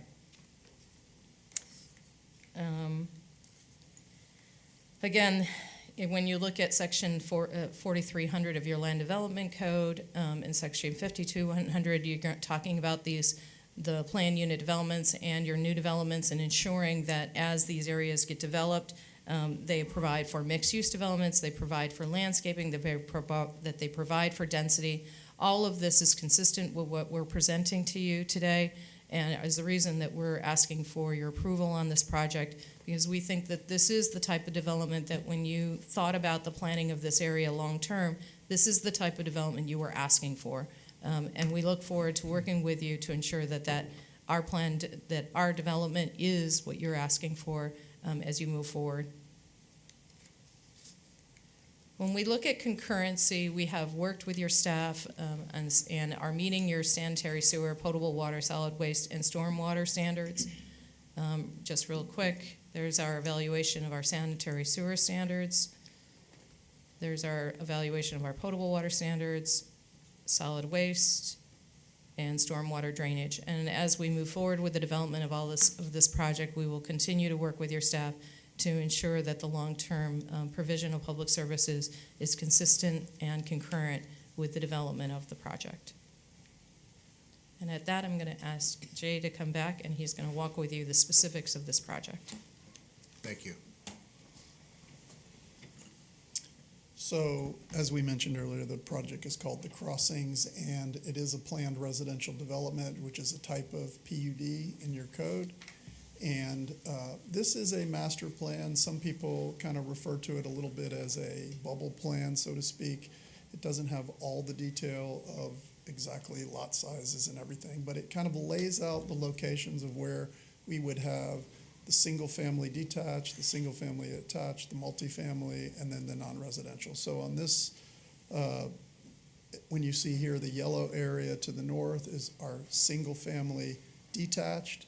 The kind of grayish-blue area would be single-family attached, and then the lighter color on the south side would be the multifamily. And with the reddish color there is your non-residential commercial, closer to County Road 491. So we have the more dense part of the development would be a little bit more towards the south, and that's where we plan to have connectivity with the school to the south.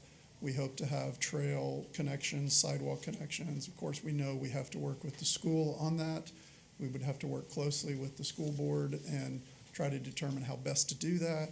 We have a lot of experience with that. We've done projects adjacent to schools in the past, and usually it's desirable so that the kids don't have to go out to the street. Their parents don't have to get out in the car and drive and get in the big long queues and everything. If we can provide connectivity for those families that are going to live there to connect to the schools. And there is a lot of, buffered land to the north end on the school property. So we think we could, work closely. And I know Mr. Smith had reached out actually to our office, I want to say late last week. We tried to get back in touch with them, and I think Kathy mentioned it as a school planner. It's always been important to her, and it was a big part of our discussions with Mr. Dix about this project as we were laying it out also. So we want to work with you. We want to work with the school board. We certainly will, work closely in trying to figure out where is the best place for connectivity, making sure that's desirable, that sort of thing. So it is important and a big part of what we will do as we continue to plan this. And of course, this is just the land use and zoning portion. We have to do the complete site plans and go through the development process, and that's where we will design all the buffers, design the connectivity, the trails, the walking, the recreation, all the things that we're going to do within our development. This just talks a little bit about the density. So we are proposing a total of 1,000 residential units. If you look down on the bottom part of that slide, the 6 unit per acre for the acreage allows 1,240 units. We don't think that practically we'll do 1,240 units. And frankly, practically, we're probably not going to even do 1,000 residential units. By the time you lay out the property, you provide the 20% open space that's required, the roads, the stormwater retention facilities, the recreation, all the things that we're doing, it's probably going to end up being a little bit less than that. And currently, our plan that we've done 4 or 5 different layouts for this project, as you might imagine at this stage. We're a good bit less than 1,000 residential units. And if the board so chooses, and if we can, we can share a more advanced layout at a point in time if you would like to see that. But the density that we're proposing is no more than 1,000 residential units, and the non-residential is no more than 50,000 square feet. We have 25,000 square feet of recreation, and that's if we put a maintenance building, clubhouse, that type of thing in the project. It'll probably be substantially less than that as well. But none of those, as you'll see when we look at our standards, are excessive by any means. There are standards that your PUD and your land development codes require, and there's standards on floor area ratio, impervious surface ratio. And we develop standards that are virtually identical, if not exceeding, the requirements that are in your land development code. So that's the standards that we've established for this PUD. And we actually did receive some comments, and we'll talk about that from your planning staff, who had suggested that we increase or decrease and, change some things. And we worked with your staff and did exactly what they requested of us. We have standards for lot sizes, building heights, coverage, building setbacks. Again, those setbacks meet or exceed your normal codes for the most part. We will have somewhat smaller lots in our single-family detached that'll have 5-foot side setbacks and those type of things. But for that lot size, it's very standard in the building industry. We also used all of the standards that are in your land development regulations for the required buffers.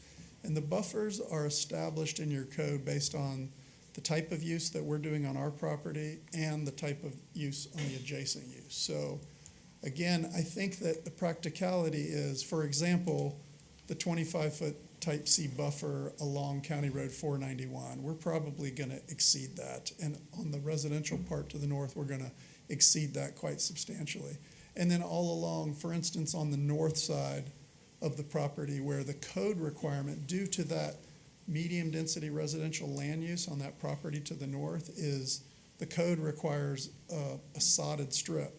We actually have 40 feet of room between our lots in that north property line that will be landscaped. So this is the code required buffers, but we will actually in practicality provide greater than these in quite a few of these places. But we just used what your code required. And then, other standards that are going to be part of this PUD, as I mentioned, we have a minimum 20% open space. And in that 20% open space, we are proposing to have passive recreation uses, active recreation uses. We can have, like plazas, squares, parks, gathering spaces within that open space. We have open space designed throughout the project. And then our stormwater management facilities can be within the open space, but they can't be more than 50% of that allowable open space. So we will have stormwater management facilities that would be in that designated 20%, but will be more than 10% of the property will be stormwater. So there'll be stormwater facilities that'll also be outside of the 20% open space as well. So for example, if we had 20% of this site as stormwater, only 10% of it could be in the designated open space. So we'd have 30% of our site set aside as either stormwater or open space.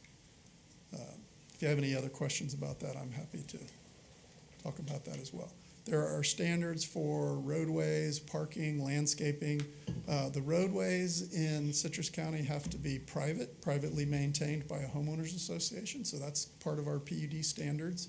The one thing that we did introduce into this project, which is kind of from a planning design perspective and some of the things that we're doing for safety and slowing down traffic and things like that, we're introducing parallel parking. That particularly comes into play where the single-family attached units are, the multifamily, and parallel parking adjacent to the roadways slows down the traffic, number one, going through those areas, and provides additional like visitor parking and things like that for those neighborhoods. So, and from a design standpoint, it can look really nice because it separates the pedestrian further from the streets when you have parallel parking in your sidewalk. So that was something that I guess isn't very normal in your code. We're doing it all over the place in all of our developments practically. As a matter of fact, in many cases, it's a required design feature for these type of areas. So we did introduce that into the PUD, that parallel parking spaces are allowed on our internal streets. So I just wanted to point that out. All of our parking would conform to your code requirements, and the parking for the multifamily and then the parking for the non-residential commercial uses that'll be out near County Road 491. Landscaping code, again, we would meet all the buffering requirements, and I think our intent is to meet or exceed all of your requirements. We have some special provisions in there for the buffering along and signage along County Road 491 also. And that leads into that phasing. So phasing, I want to say, and Mr. Dix brought that up when he was talking, that the code lists a PUD with a 3-year termination date, and that's just not very practical. We had suggested in our initial application a 20-year termination date. We thought that was reasonable, and that has been acceptable in other jurisdictions. However, staff had suggested that we potentially lower that. We came back with a request for 10 years for that, and we think that we can make that work. The lighting for this project, we will do, nice pedestrian scale lighting and lighting for the subdivisions and for our internal roadways. And again, that'll conform to your design requirements in your code. Same thing as signage. There was a need to try to identify a little bit of specificity in the PUD about signage along County Road 491. And so I think I have a little more of that on our next slide. So what we did is we allowed for an entry feature and development side along 491, and the requirement is that the sign itself has to be within 50 foot of our entrances.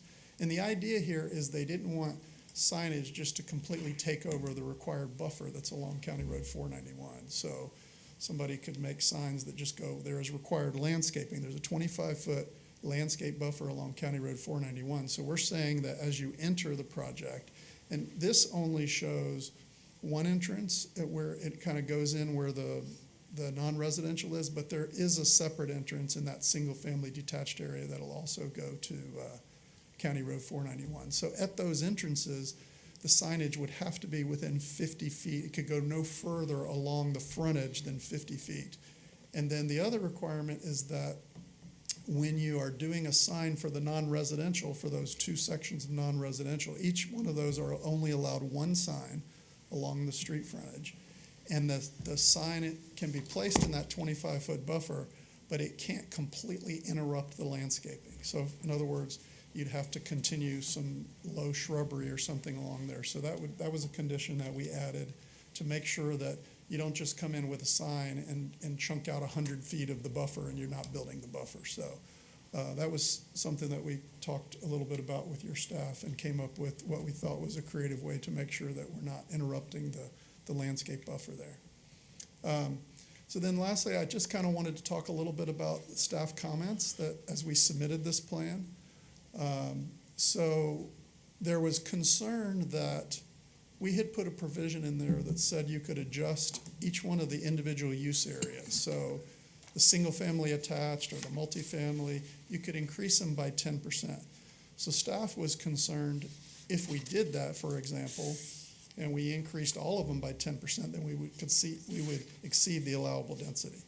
So what we were just trying to do is say we could do a little bit more of the attached units and a little bit less of the detached units, a little bit more of the multifamily and less of the single family or vice versa. So we changed it to say that we could modify those densities by up to 10%, but we could not exceed that total maximum of 1,000. So I think that satisfied staff's concern on that. And then as far as the open space requirement, we provided the 20% open space, but we would allow active recreation, and no more than 50% of the open space could be stormwater management facilities.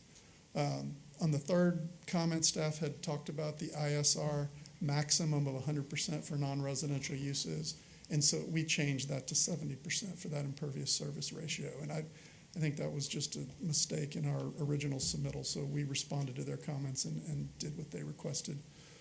Setbacks, there was a concern to make sure that any building along County Road 491 would be no closer than 100 feet from the center line of the right-of-way. So the right-of-way is 100 feet wide, so it's 50 feet to our property line. So then we put a 50-foot setback on our property to make sure it would be a minimum 50 feet. So it would meet that criteria of any buildings along that road being at least 100 feet from the center line. So we complied with that. Signage, I think I went through that with you already in terms of the signage. They had, made comments about that, so we addressed that with more specificity. They made a comment about parking, and we agreed that we would abide by the parking of your code. I mentioned to you the comment about the termination date, and they had suggested that it was too long. We did not have a problem with that, so we weren't sure what was standard, as to what you all would think was the appropriate standard there.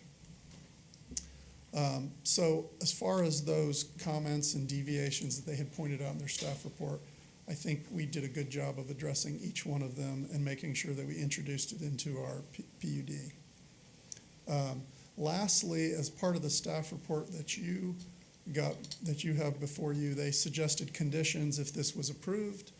The first condition had to do with the narrative report and the master plan and the things that we presented.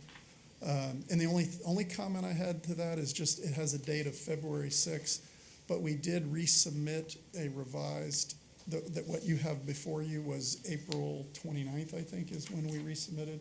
So we're just suggesting that when this condition is finalized, we probably should change that date of February 6th, 2024 to the March, actually it was March 29th that we resubmitted that. So the project must be served by central water and sewer, we agree. Stormwater management design, we agree with that. Complying with the additional standards in the code, we agreed with number 4. Same thing with number 5, a tree preservation plan. Perimeter buffers, again, as I mentioned, we did use the perimeter buffer standards from your code. And the same thing with landscaping and design. Our landscape architects, for example, are very big on this Florida-friendly landscaping, and they introduced that to every one of our projects. So IFAS has some really great standards. As a matter of fact, in the last year, we upgraded all the notes and requirements on our landscape plans for our company to meet these Florida-friendly landscaping criteria. So every one of our projects is specified to meet that criteria that you're asking for there. So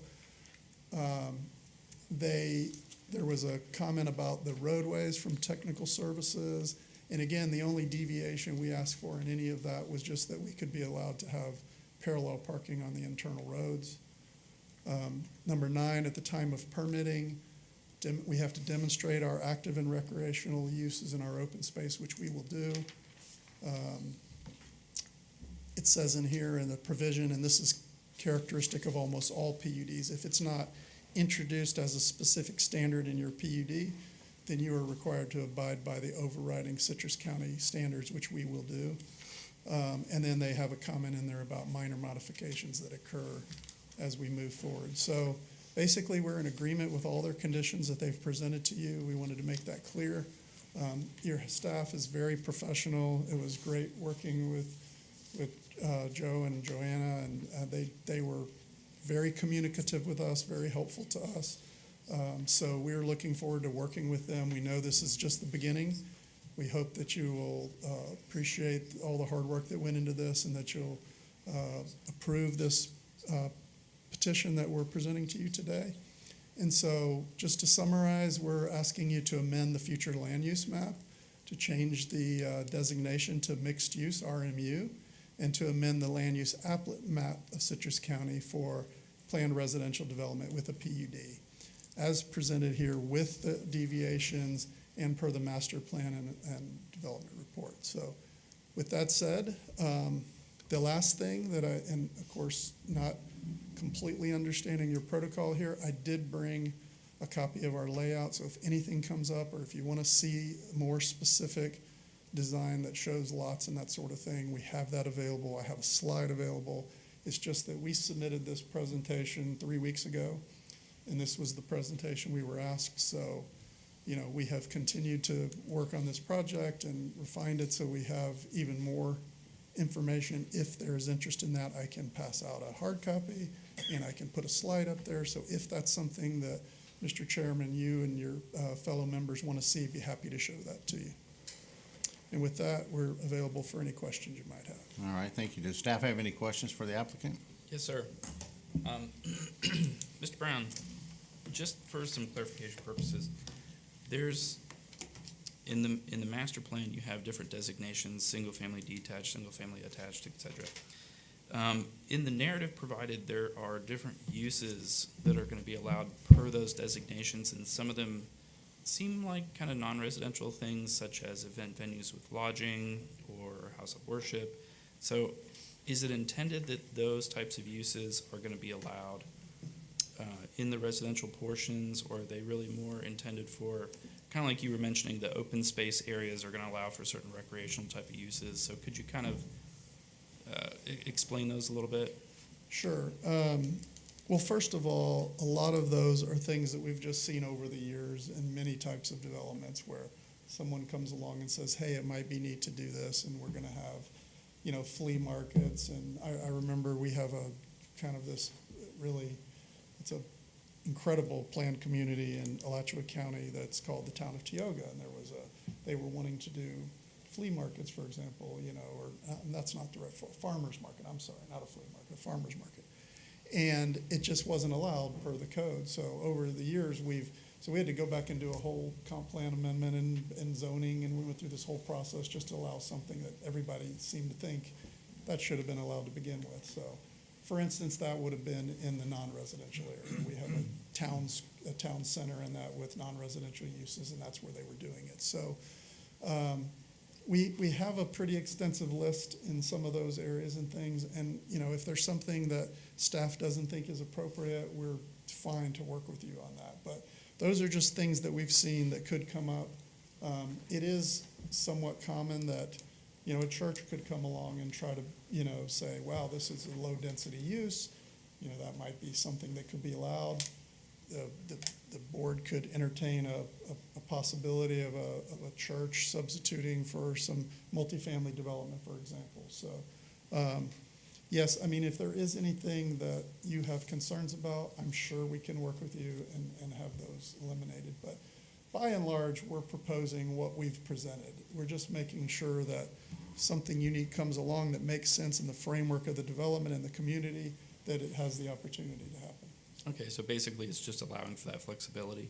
Absolutely. That's all it is. Yeah.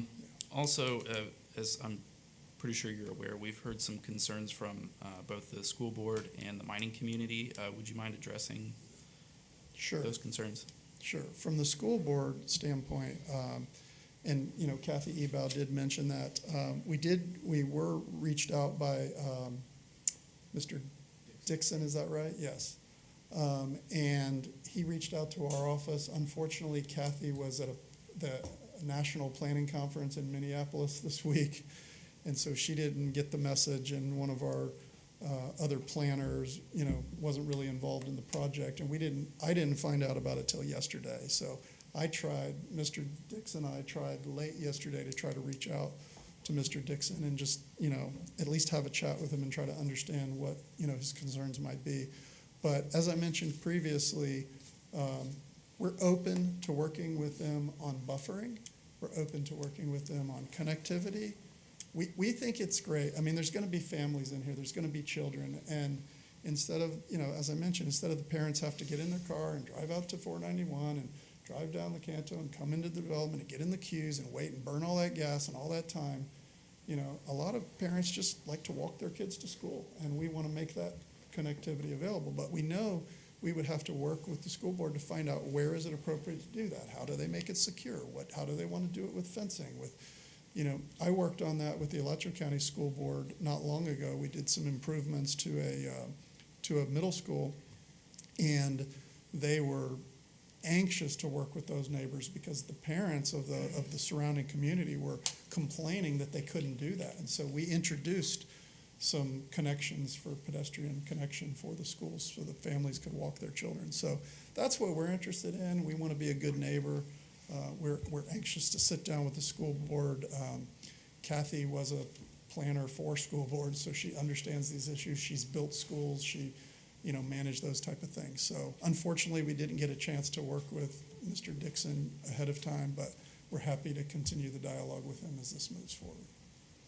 As far as the mining, so there's a couple of things that come to mind about that. We understand that that's a concern. We understand that they're there first. You know, our project is coming afterwards. We understand that they have activities. They make noises. They have big trucks. You know, they're doing mining work on the property to the east. However, we do have South Lecanto Highway between the mine and us. We also have a nice buffer along the frontage, both with our non-residential commercial uses along the frontage, and then we're proposing a very nice buffer on the northern end too. There'll be stormwater up there and things. But I think what it boils down to is we would introduce provisions in our deed restrictions as part of our homeowners association documents that would notify all the prospective buyers, be very clear, there would be that disclosure as part of the HOA. And then also, we've talked about that on like a multifamily thing, it would be a disclosure in terms of lease agreements, that the users, the buyers, the folks that are coming into this development will have to understand that there is a mine across the street. And I think, just having been up and down that corridor, you hardly even know it's there. But I know there are times when they make noises or, that sort of thing, and people get startled or maybe, aren't aware. And so I imagine that's a concern they have. And they might even say, hey, you shouldn't have, many people because of that. But I don't think that should be the overriding concern when we have development pressures here in Florida too. And I think that the right thing to do in these areas, these planned areas where utilities are available and infrastructure is available, is to do the right kind of development. Personally, would it dissuade me to live in that location because there was a mine across the street? No. And I'm sure they have their thoughts and their opinions, and I'm sure they're they run a great operation, would be my guess, and they would try to impact, their neighbors as minimal as possible, but they have the right to do what they're doing there. So our plan is just to make sure that all of our users, all of our residents are aware that it's there, and we do those disclosures and we put it in our documents. So I hope that's, unaddressed, because we have talked about it. You and I have talked about it. We understand that it's a concern, and I understand that they're here today and they'll probably represent their concerns, but we certainly want to make sure that our folks are aware that they're there and it's not a surprise, and I think that's the biggest thing. Okay, and so you would be okay with maybe introducing a condition to address that? Absolutely, we would be okay with that. And we would even proffer a condition where we will agree to have disclosures in our HOA documents, in our any types of our sales contracts, that type of thing. So we want to do that. It helps us. Like when we're developing this thing, we don't want to have a secret out there and then have angry residents and stuff. So yeah, and I believe that Mr. Dix has already reached out to them and talked to them, and he wants to work with them. So absolutely, listen, we are big believers in working with our neighbors. We do not want to be a problem for the neighbors. So I mean, it's obviously, it's within normal reason, but yes, we're willing to introduce, conditions to affect that, yes. All right, no further questions. Thank you. Thank you, Joe. Does the board have any questions for the applicant? Mr. Chair, Commissioner Sherman. thank you. The presenter offered to show us some additional slides which might give us some better feel for the community. I know they've not been submitted to staff. Would it be possible for us to take a look at those? Sir, I think Madam that Attorney, unless it's can you further answer that question for us? requested, I'm sorry, I didn't hear what he said. I'm sorry. Yeah. There was an offer to show an additional slide related to the community, Okay. and I was requesting, would that be possible under the protocol? Does the chair answer that, or does the chair want me to answer that? I referred it to you. Okay. It would be against our quasi judicial rules That's to exactly hear, what I thought. to see it at this time. Thank you. Thank you. But it's always up to the board. Mr. Chair, I'm here representing. Speaking to the mic, Mr. Davis, or Dixon, please. Yeah, I'm representing the Citrus County School Board. My office is like within eyeshot of this property for the past 17-plus years, so I'm very familiar with it. No one has contacted me about this. I got a letter in the mail that was addressed to the district office like 2 weeks ago, and I have some concerns because that school site, the part that abuts this property, is our ag campus for Lecanto High School. We have cattle back there. We have pigs back there. We have roosters back there. We also have a special needs school back there that can't connect to the project. I'm not opposed to a residential project, but this is way underdeveloped in terms of the detail that's needed to make sure that it's compatible with what's back there. And I can also speak to the project from a historical perspective. This was never anticipated in this part of the county, right next to the school site. I mean, the amount of density that we're talking here needs to be pushed back away closer to the north instead of being adjacent to the ag campus of Lecanto High School. And I just think that what you've submitted here is kind of premature, especially given the fact that you're allowing for interchangeability of land uses. That's not really a planned development. That's like zoning. So that's my position on it. I would respectfully ask that you continue this until we have more information that we can look at and that you're willing to commit to with respect to where things are going and how things are going to be buffered, open space, connectivity. I'm not opposed to any of that, but we just need to see it and make sure we're good with it. Would you like me to respond to that, Mr. Chair? Yes, Okay. please. Again, we are willing, obviously, to meet with Mr. Dixon and to discuss that. And we are aware of the school and the ag campus and the special needs and those type of things.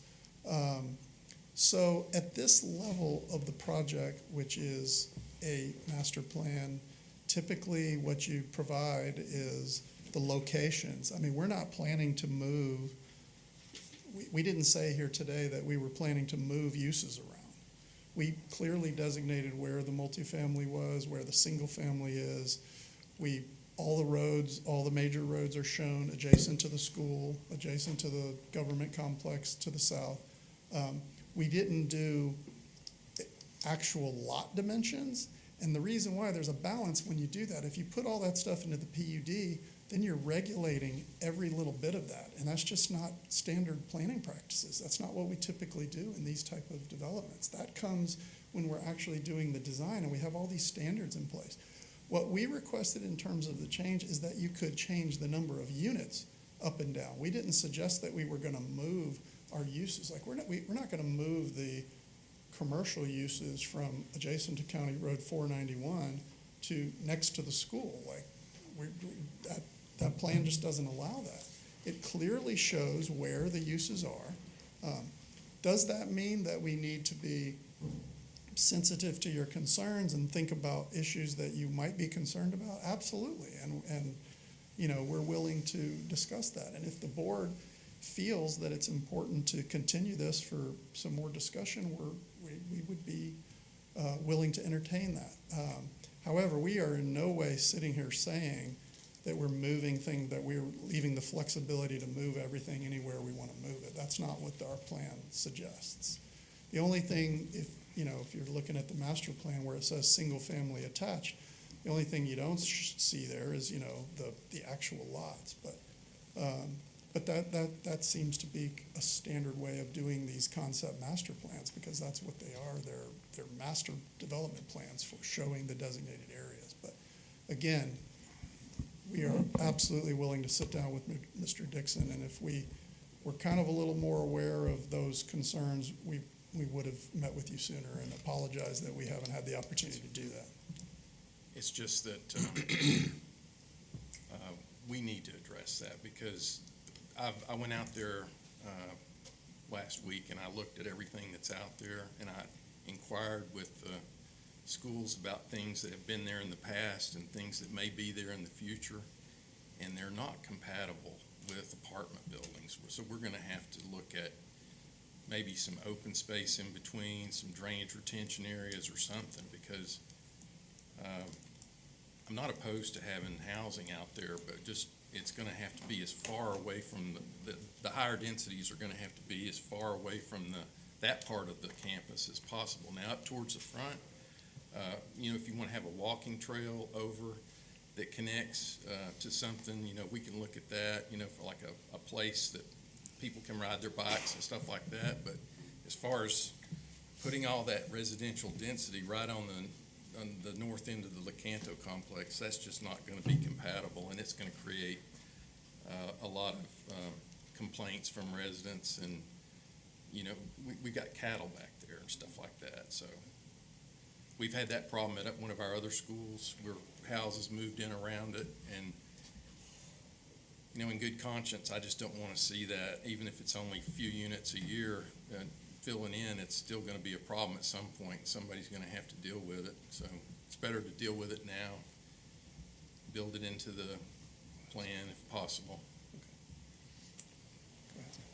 Mr. Dixon, I appreciate your comments. I think you know that I'm an active school planner, and I have been the planning director for two different school districts, Sarasota and Lee County.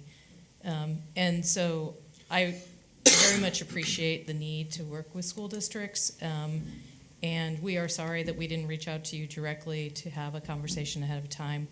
And we also understand the need to have compatibility with school districts and to ensure that the uses that you have and that it's good to hear that you have some ideas of where those schools are going to go and understanding the planning for those schools in the future.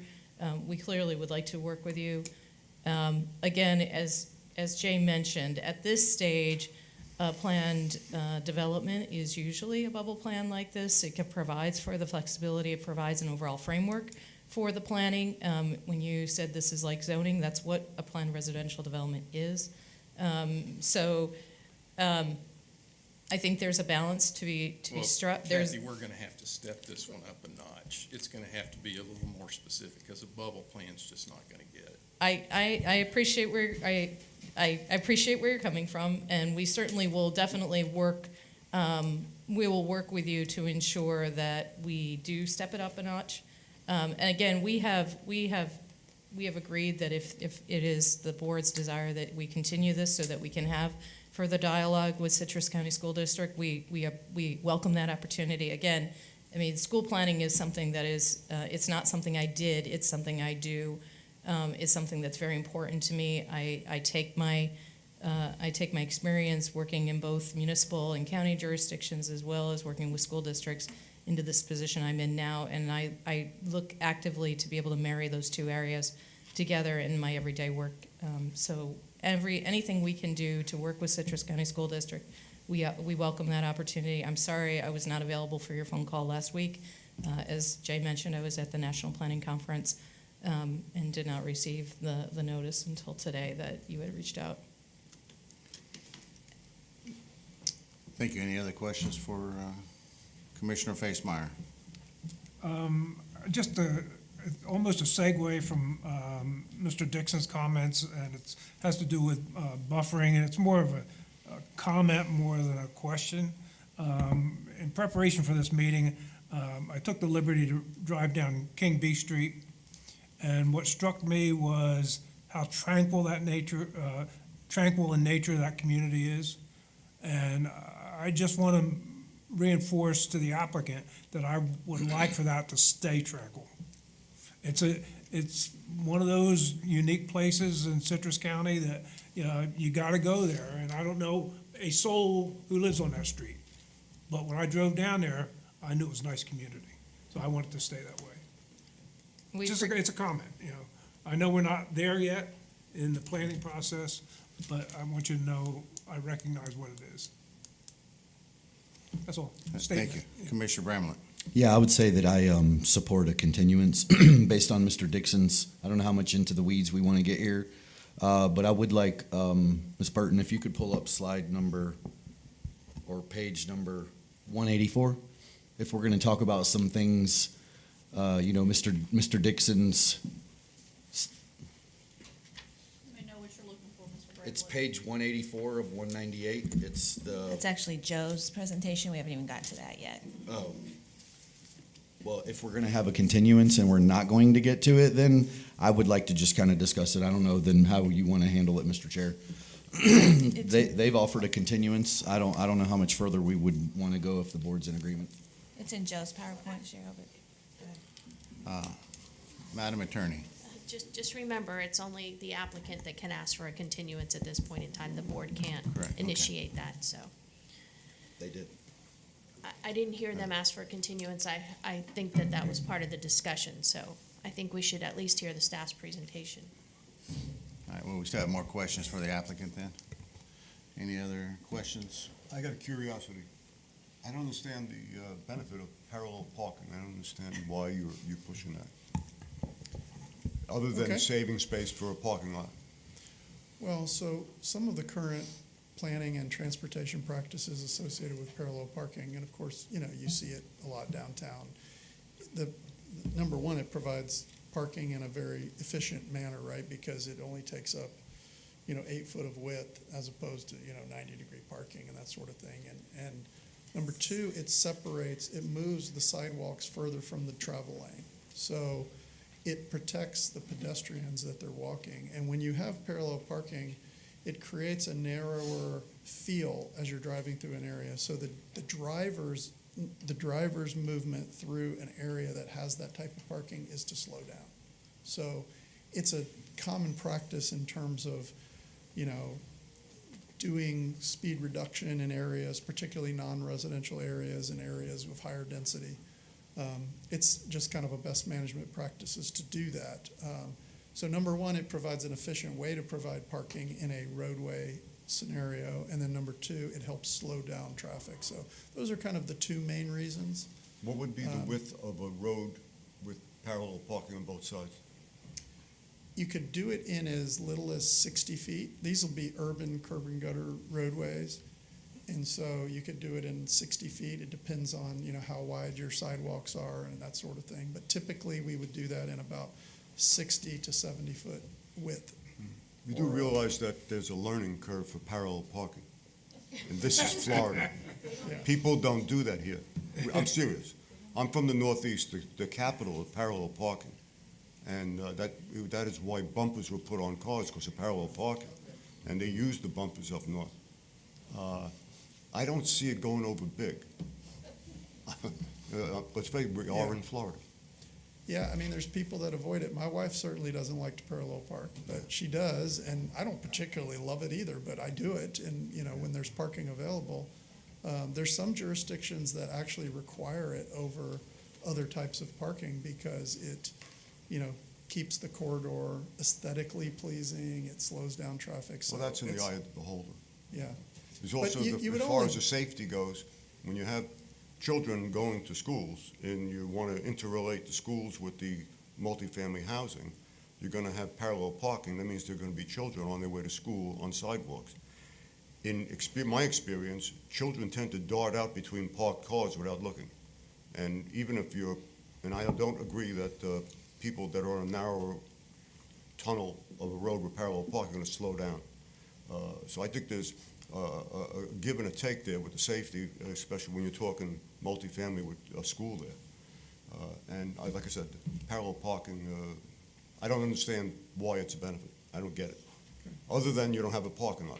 The parking lot is acreage, and it's not, conducive to the bottom line, I think. One of the things that happens, and we're doing a project right now in Alachua, Florida, for example, and the owner wants to have parallel parking in the single family. It's a townhome development, and which we have townhomes proposed in this area. And the blue area that you see that says single family attached, the part that's adjacent to the school, it's not the multifamily. The part that's adjacent to the school is our single family attached. So in that product, people pull into their townhome and they have a space to park in the garage and then maybe one space behind that and maybe two spaces in the front, but they invite anybody over and there's no place for them to park, right? So what do people do? They park in the street. So what parallel parking does is gets people, off the street. It provides those locations for visitor parking and stuff. And so it's widely used. I mean, there's practically almost no developments of this kind that we do anywhere in the state of Florida that we don't use parallel parking. So I'm not sure why it's not used more here. And I don't have an answer for that. And I agree with you, it's not the easiest thing to do sometimes for some people, but it's used everywhere that I know of, so, yeah.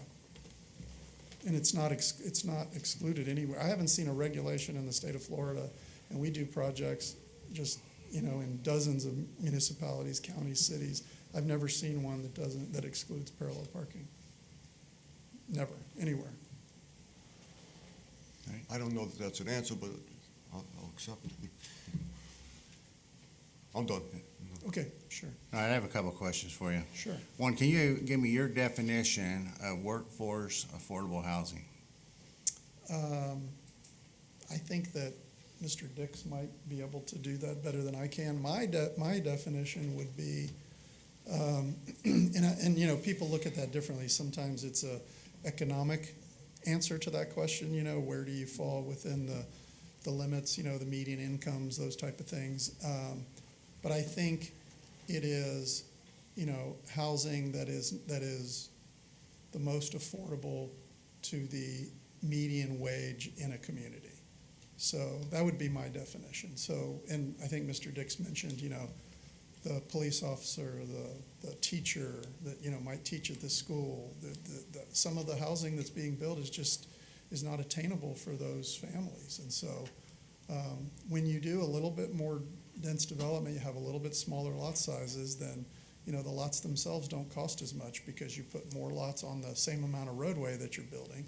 And so you have the opportunity to do a more affordable unit. And I think that's what he's after here, is to try to have the opportunity to do that. And that's becoming more and more common everywhere.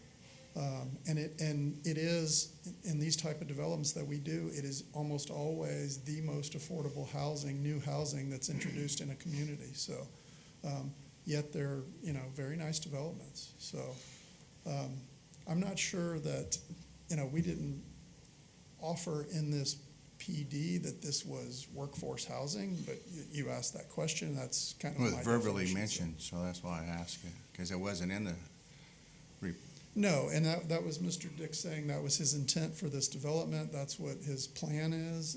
That's why he's doing this development. That's a reason why we're doing that. And the explanation that he gave seemed very real to me from the standpoint of that's what we're seeing in these type of developments. So we're working on many of these currently, and that is the predominant approach. It's just getting so expensive to build these projects with all the infrastructure that you have to put in place, all the things that are required, all the landscaping, all the street lights, all the roadways, the sidewalks, all the requirements that are in the codes and the land prices and everything. It's just so hard to make affordable housing. So these developments are the ones that are producing the housing that's most affordable to the working families. All right, my next question is kind of a threefold. Can you show me on the map where the cemetery is? Sure. How large the cemetery is and what your intentions for the cemetery? I don't think this has a pointer. Is it okay if I walk over to the screen? You should have a pointer there. You can go back to your slide if you would like, Mr. Brown. So wait, this.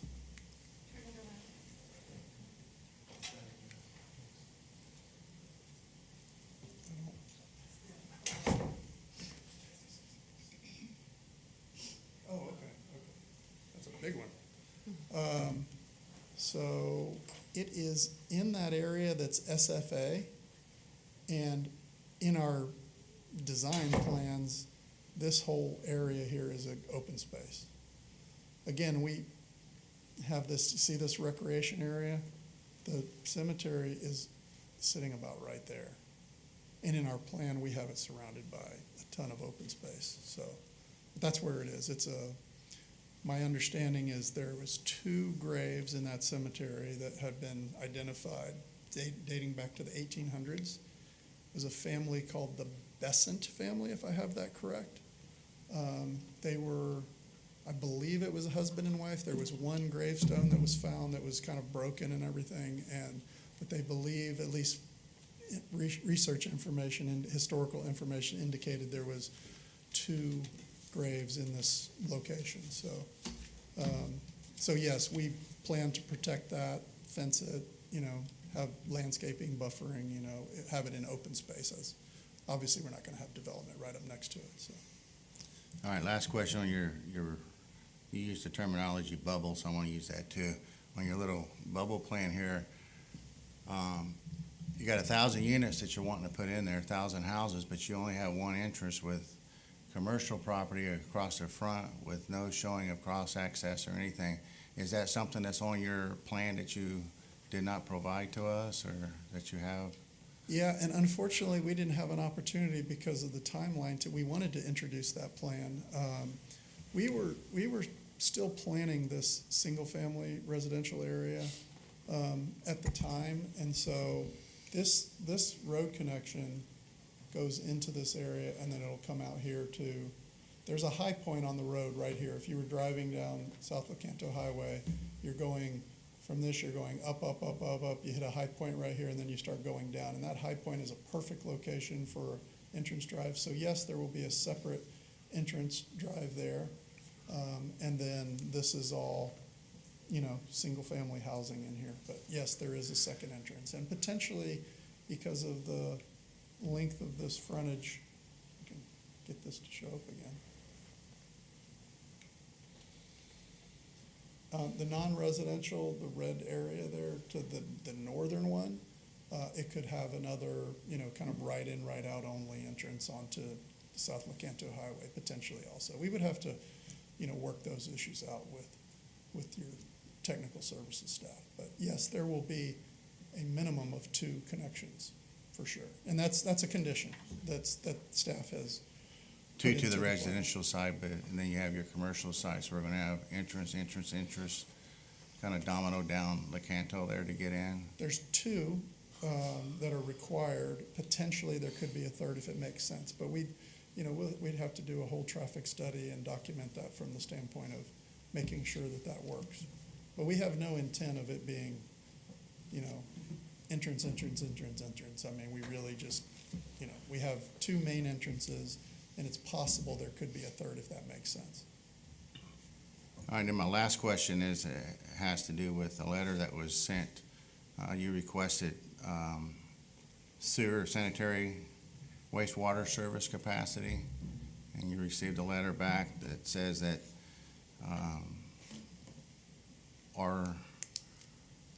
the wastewater collection transmission system is not large enough at this moment to complete your project. At one point, some point or the other, and it's a question I'm gonna ask the staff when they get their opportunity, but I thought since you're there, I'll ask you. Okay. My personal opinion is I don't think that the county taxpayer should be absorbing that wastewater. Is that something you all considered in your budget to do so? Or is this a question for staff and I'm just reaching the wrong direction? So I think what that means is that there would have to be, at some point in the future, there would have to be continued plant improvements or something at the wastewater plant. We would put all of the wastewater infrastructure in for this development, which is Right. what every development that, gets approved in Citrus County does. I think they're just saying that when you're looking at a 20-year time frame, they still have planned improvements to grow their wastewater treatment plant. And we pay for that with our connection charges. Those are what fund those type of improvements. So yes, we will be contributing to that and paying for that. So that's typically what utilities do with their connection charges. They use that pays for the capital improvements that are required for the system. So today, I'm sure there's other developments and stuff that have improvements as well. I think they were just identifying that in the next 10 to 20 years or however long it takes for this development to be completed, they will have to do some improvements. Thank you. Any other questions from the board? All right, sir, thank you. We get the staff to come forward. Mr. Chair, I'll just mention one thing real quick, because there was discussion about the continuance. I think from our perspective, and the attorney mentioned that we would have to request the continuance, and we're willing to do that. We're willing to coordinate with you as the board on that, but I think we should go through the whole, we would like to hear the comments from the public and that sort of thing before that decision is finalized.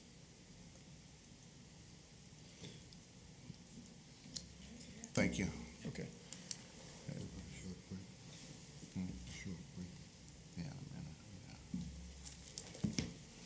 Good morning, Joe. All right. Joe Hockedal, Principal Planner. This application is being requested to change approximately 207 acres from the existing land uses to residential mixed use on the future land use and planned development residential on the Atlas to establish a master plan for a mixed use community. So here you can see the existing land uses as Mr. Brown showed in his presentation. So it is predominantly low-density residential, and it does have some general commercial and professional service office up along County Road 491. So here you can see the master plan. They are requesting a total of 1,000 residential units consisting of single-family detached, single-family attached, or townhome style, and multifamily with a recreational and non-residential component. I would like to point out that the staff report may not reflect the most recent changes. We did send the staff report to the applicant, and they responded with those modifications. And we did not have time to change the staff report to then reflect those modifications. So some of the stuff you see in there, Mr. Brown has commented on, and you can see that they've made changes based on staff's comments. So some of the things being requested, they have requested interchangeability between the residential portions of this, as long as they don't exceed the 1,000 unit maximum. So in other words, they could take some of the single-family detached, put it towards single-family attached, or vice versa. But they have made it clear that it's not interchangeable between the different types. So they can't take non-res and change that with residential, or residential with non-residential. So the overall density for the residential portion out here is 5.7 dwelling units per acre. So the residential mixed use category does have a maximum density of 6 dwelling units per acre, so they are meeting that. The existing low density residential does have a maximum density allowance of 6 dwelling units per acre with a PUD. So what they're proposing does match up with some of the existing zoning, but they are proposing different uses and different dimensional standards than what we would typically see in low-density residential. As they mentioned, they're going towards smaller lot size, especially for the single-family detached, which we're seeing in other portions of the county. Haven't seen so much in this area yet. As far as deviations, again, some of these have been modified. One of them is the on-street parking. That's not something we typically see in Citrus County for residential, at least for platted rights-of-way. So we've seen some for like internal access drives and things like that, but not so much for platted rights-of-way. And Technical Services has commented on that. Another one is 10-foot pavement width for a one-way roadway. Technical Services has indicated that they would want to see the minimum required per the Land Development Code. I'm not an engineer. I'm not really familiar with what that is, but you do have comments in there from Technical Services. The 10% adjustment allowed, again, staff had some concern with that, the way it was originally submitted. As Mr. Brown commented, they've made some changes to that, so it would only be a 10% adjustment per the housing type, not for overall. So in other words, they're not going to be able to exceed density with this 10% difference. Also for impervious surface ratios, they are a bit high for the residential portions. As you're aware, we've been seeing some requests for increased ISR for residential. They're also requesting a little higher ISR for the residential, but they have clarified that their non-res is going to meet basically Land Development Code standards. They're also requesting reduced setbacks and buffer deviations. It wasn't clear based on the plan if they were going to be able to meet landscaping requirements. We don't know specific uses or locations or what's going up against what. So it wasn't really clear, but they've indicated they plan on meeting the buffer requirements. Signage within the buffers, we've seen some requests for that. Some have been approved, some have not. So that's one thing that they're requesting. And then the 10-year expiration for the PUD. So getting into some of the concerns here, you can see kind of what the bubble plan looks like in comparison with the aerial. So you can kind of see some of the surrounding areas here. And the surrounding land uses. So some of the concerns staff have are the medium density residential lots on King B. They are MDR. MDR does have a higher density standard than LDR. However, as Mr. Facemeyer pointed out, the way those lots are operating or the way they're developed really fall more towards a rural type of use. They're 2.5 to 5 acre parcels. A lot of people out there have animals. So having smaller 5,000 square foot, roughly, lots, high density next to those. Staff could see some compatibility issues cropping up there. Mr. Brown did say that they plan on having some open space between the lots and the properties on King B, but based on the bubble plan, that's not clear. The other one is the active mine located across 491.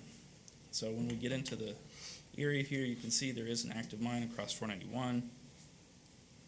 So we have heard from the mining community. They do have some concerns with this. I'm sure they'll speak. But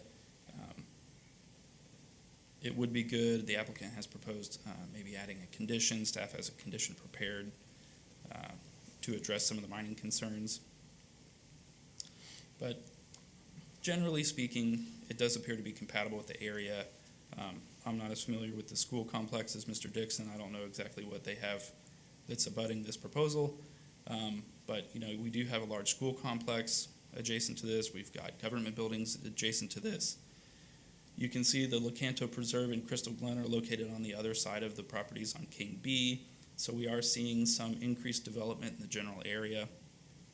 So generally speaking, it does appear to be compatible, but there are some concerns that need to be clarified, and we do have suggested conditions. All right, thank you, Joe. Does the applicant have any questions for staff?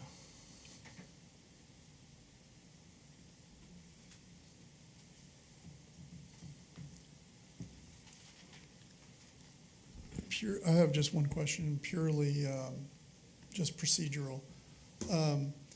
So I'm just not sure I understand why we wouldn't be able to introduce the layout. I mean, clearly people want to see it here. I just, was this presentation prepared 3 weeks ago and presented to the board? Or was this a new presentation that was there? I mean, it doesn't make any sense to me. So I just, from the attorney's standpoint and the board standpoint, I just want to know that we can answer some of these questions and show some of these things today. The issue I have with it is if it's not part of the application and he's not committing to it, does it really do us any good to see it? Now, I know it's up to you, though. I mean, but if it's not part of the application, it'd be great to know that that's what they're committing to, but not just, we might do this kind of thing, because they're not obligated to do it if it's approved.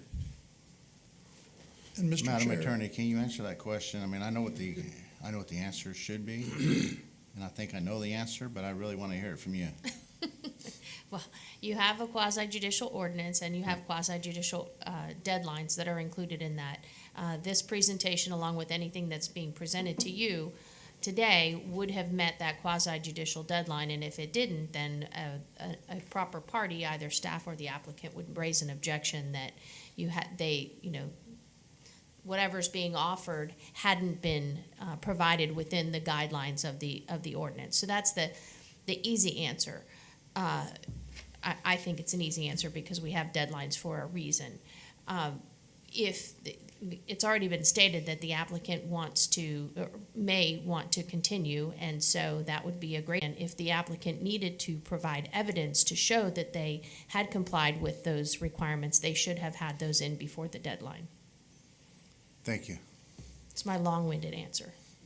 So that answer your question, sir? yes, we're fine with that. And the reason why I asked the question is because in the event that there is a continuance, and in the event that presenting it would lead us in a direction so that when we submit again, we have seen these things and we can, comment on them. That was the reason why I asked the question, because if the intent is that maybe more specificity is required, then it might be a good idea to look at that. And it would be submitted as evidence, but I'm not an attorney and she is, and I would, you're gonna go by that advice, so we can continue to present that to staff and for a next hearing also and that sort of thing, so. I just wanted to know the answer. While I appreciate the gentleman's comments, you are sitting as a finder of fact. This isn't a negotiation, a back and forth. It's their opportunity to present the evidence they wish you to consider. I'm sorry, but that's what these proceedings are. They're quasi judicial. And being that we have a retired judge sitting in the audience, I wouldn't want us to step outside of the bounds of what we're supposed to do in these hearings. Yeah. She needs to come to all of our meetings. Well, we respect I would your say the same regulations, thing even if she so- wasn't here. Yeah, yeah. Well, with respect to you, sir, we will decline, the board will decline to look at your Okay. documents that you provided. And we understand the reason, so thank you. Yes. I would just say that the chair has presiding over that decision or not. We have received some documentation in the past that wasn't submitted to the quasi judicial, but it was submitted for review. I would just say as a member that I think if we saw it, it would help, especially if we're leading towards a continuance, because it sounds like there's a lot of sensitivity and sensitive areas that are, that are worried about. It would just help us to kind of get a better idea, but I'm not the chair. Any other board member would like to voice their opinion on that? I mean, I personally would think that if you would ask for a continuance, we would discuss that here at the board, and then you can present everything you needed to discuss at that time. And would be on record, but again, I'm not in favor of seeing the documents, because the public has not had an opportunity to review the documents, so the proceedings is not fair if we see them and make a decision on the sleeve of our coat here. But I'm only one vote of 6 up here today. Oh, go ahead, Mr. Stone. Give your No, two I mean, cents. you're the chairman, you don't need you don't need consensus. Sounds like you made it. But I think it's pretty clear that they're going to ask for a continuance. If they don't ask for a continuance, I will vote to deny it. Okay, I mean, that's pretty much how I'm at with it, because I don't think there's sufficient information, certainly not sufficient information for the school. And I do know that I do have the exact right to make the decision. I just want to entertain with my colleagues. And anyone else want to comment? I think in all fairness, if we would allow them to show this information, we stray from the quasi judicial, and we turn it into more of a workshop. Having said that, if they're going to present it next time and it gives us some insight into the way they're thinking about these things, I don't know if you can make an exception for that. Because as Commissioner Stone said, for me personally, what's presented here today, I could not vote to approve. And all we would be doing is potentially, shortening the cycle between what they're thinking and what we're going to see next time. I'll leave that decision to you, though. Thank you. Well, I will stand with my order that I do not want to entertain it for the purpose of what I mentioned earlier. So we have any more questions for staff? Joe, there was a question on whether you met quasi-judicial deadline for your presentation. Can you confirm that? I don't recall if I sent this to the applicant, but this presentation included aerials and land uses that they had. And that's really all my presentation was. I just pointed out things on the aerial. But you met the deadline, the quasi-deadline for preparation of your documents. Yes, they were prepared in time. That's what I the honestly question don't know if we was. sent it to them. That's what the question was. Thank you. All right, any other questions for staff? All right, no more questions, Joe. At this time, before we open up the public portion of the meeting, we want to take a 10-minute break, and we'll come back at, looks like 11:47.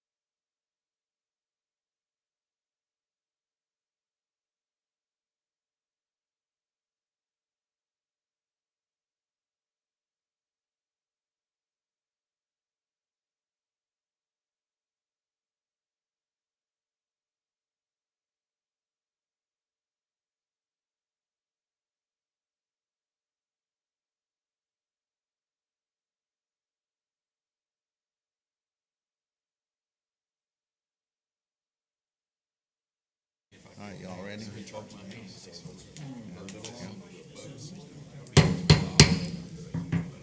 Get everybody take their seats. We'll be getting started here and again in just a second.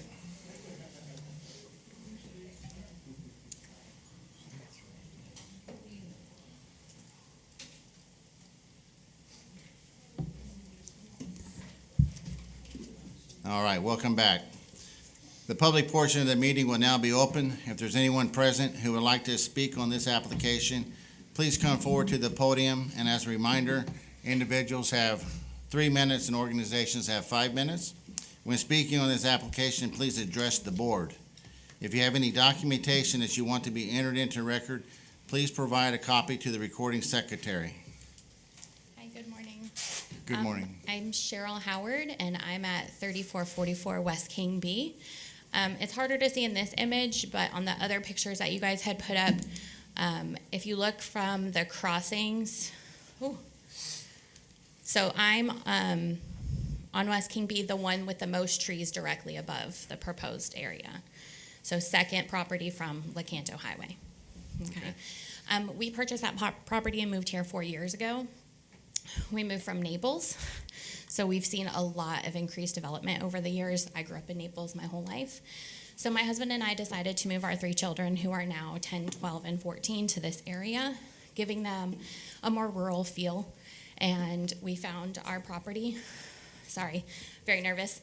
My best friend lives on the same street. She's down about 20 acres on the opposite side. So we moved to that street specifically because of the 10 acres that we knew that we could develop into our own little slice of heaven and create stuff for our children and their future. We raise animals.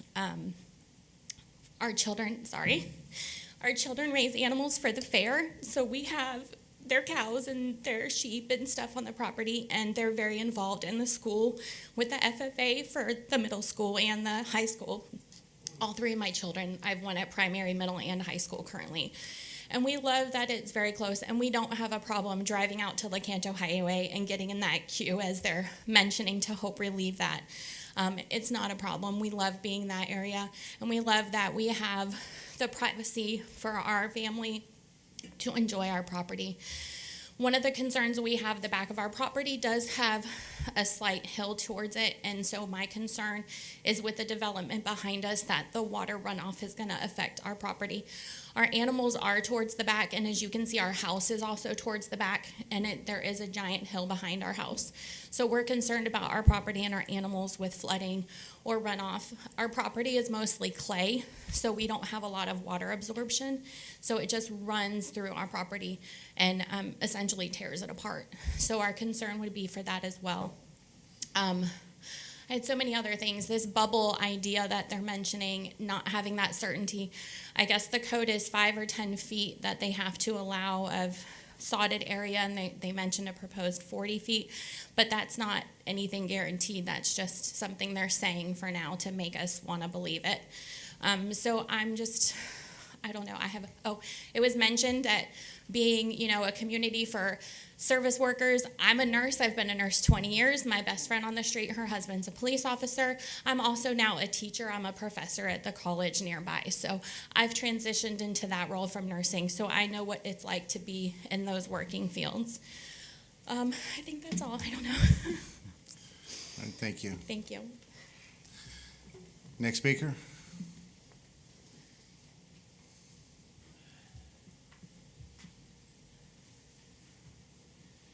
Yes, hello again, Board. John O'Connor, 3835 West King B Street. My only negative to all this is how vague this plan is, and also on changing the PUD. I understand 3 years is a normal. Once in a while, you've gone 5 years as in the county. I don't see how 10 years is even a possibility, especially with plans this vague. That's all I have to say on this. Thank you. Next speaker.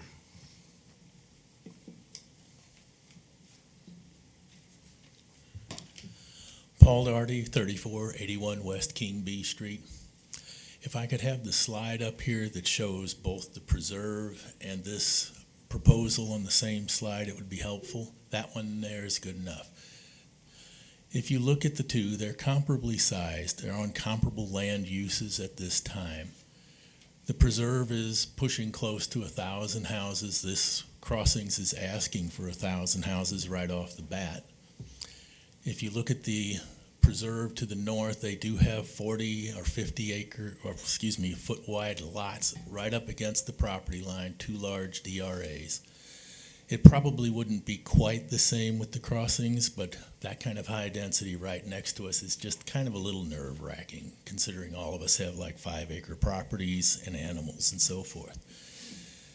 The area has been agricultural just about forever, and our quiet enjoyment of our premises would be gone if you sandwich us between 2,000 house developments. The one of them has already passed the board, the other one is up in front of you now. The lack of specificity has been addressed. The means of getting services down here has not been addressed yet, but I'm sure it will be.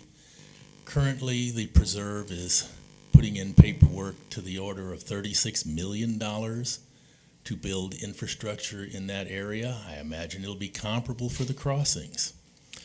And where are you going to put this infrastructure? Are you still going to try to pump all the sewage to Meadowcrest? I wonder. If you look at some of our older neighborhoods in Citrus County, Pine Ridge, Citrus Springs, Citrus Hills, there are thousands, if not in the low tens of thousands, of open lots that have been available for 35, 40 years. They have not filled out yet. I think you should take these kinds of things into consideration. Do we need yet another large-scale development in Citrus County? I would submit that if you could take the Crossings and lower the densities down to what the preserve used to be back in about 2009 before it was called that, they had platted 248 units on about 200 plus acres. You could do the same at the Crossings and make something much more compatible and much less impactful than you're proposing now. Thank you. Thank you. Next speaker.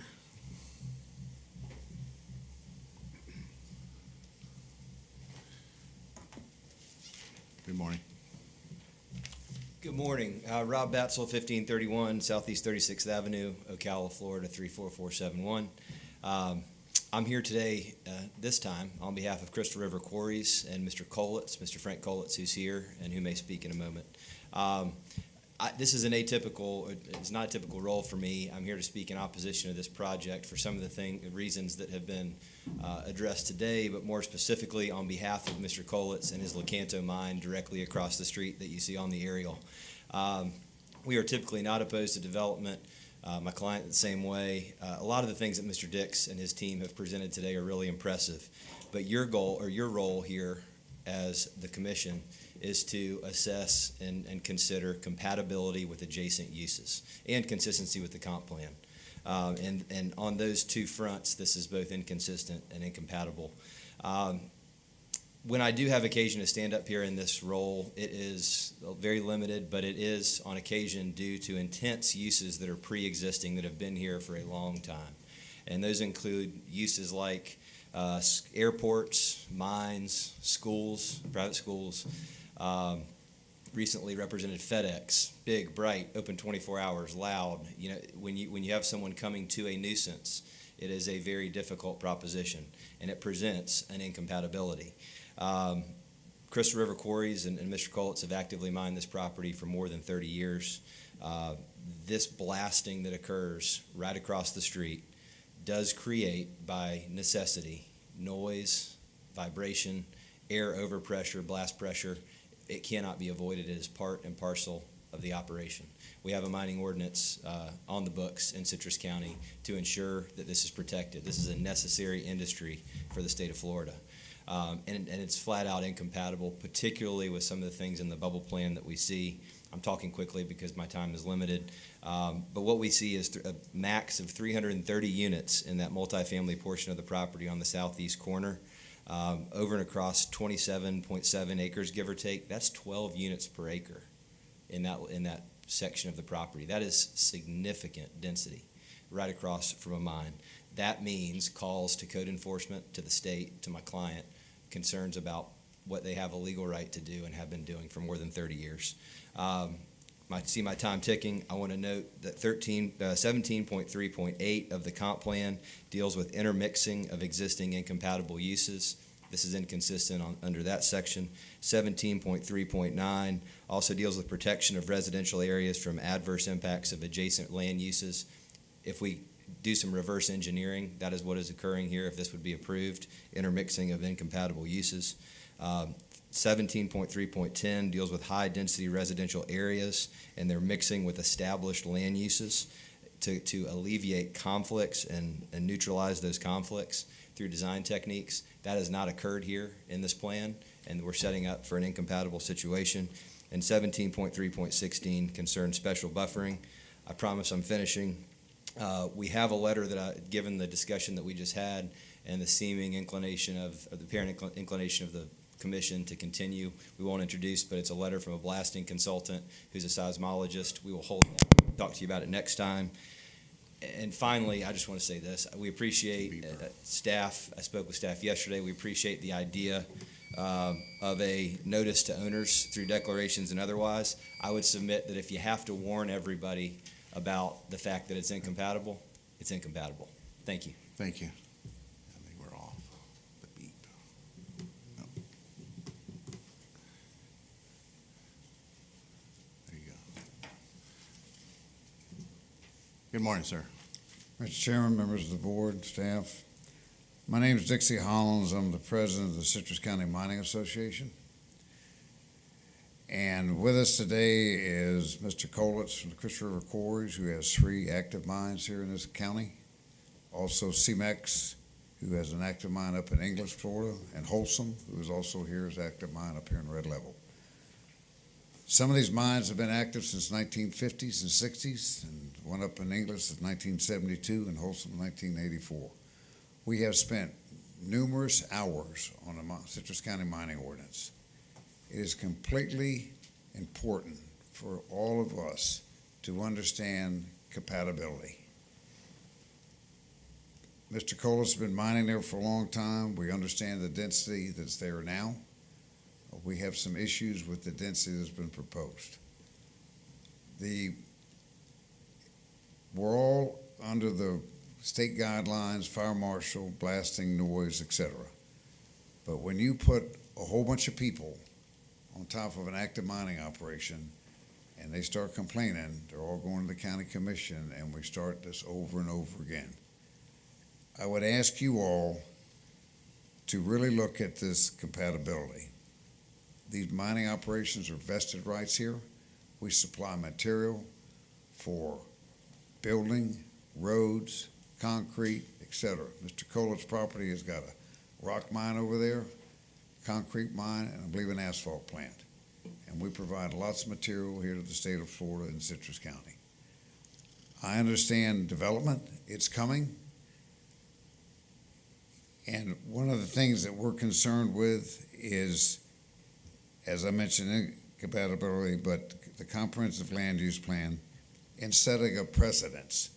If this gets approved with this increased density, the next time will be another one. This Veterans Expressway is coming right on up. I hope I have 5 minutes, and I hope this clock is only on the last, but anyway, I'd like to read this to the board real quick.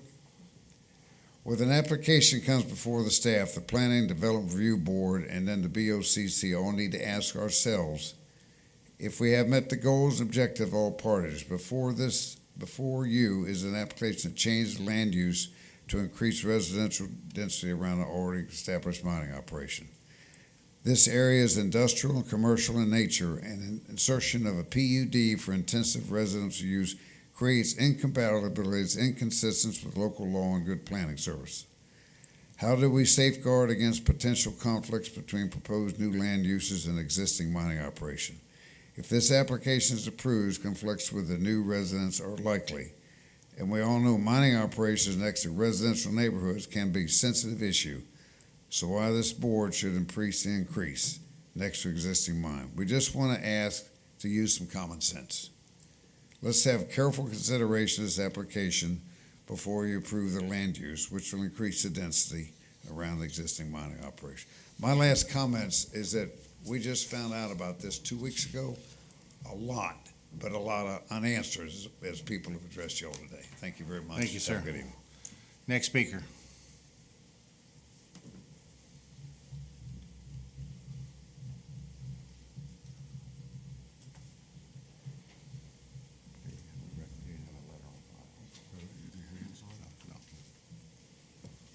Good morning. I'm Frank Kolitz, president of Crystal River Quarries, P.O. Box 216, Crystal River, Florida. Actually, that mine has been in existence since 1964. It was a current county pit when the county crushed their own rocks and we took it over. And through the years, it went from leased property to us owning it and expanding it. I actually went through the initial zoning before 1980 and then again in 82. And they set up, instead of special exceptions, mines were put in their own districts so that people not only knew where they were, that they can govern from there.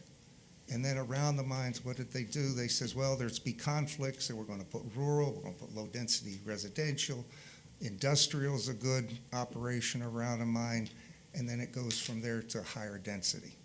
That's why this property was zoned in the first place, probably low density. Actually, it's low density with mobile homes. So over the years, it has been protection for everybody.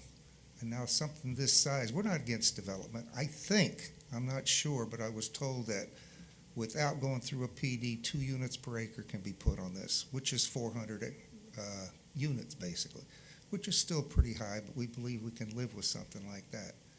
But to go to an unknown with 6 units per acre, 5 units per acre, we have no idea what it's going to be. So please consider that about the incompatibility of uses when you vote on this. Thank you very much. Thank you. Next speaker. Next speaker. All right, seeing none, we close the public portion down. Applicant, do you have any, Rebuttal. Huh? Rebuttal. right, rebuttal, yeah. I was listening to him too. Thank you, sir. Go ahead. Yes, sir. Again, appreciate your time. These are always emotional events, and rightfully so. And I think I just want to point out, which Mr. Kolitz just did. I mean, it's already held DR. We could go in there and put 400 homes in there, and you would get 400 homes, right?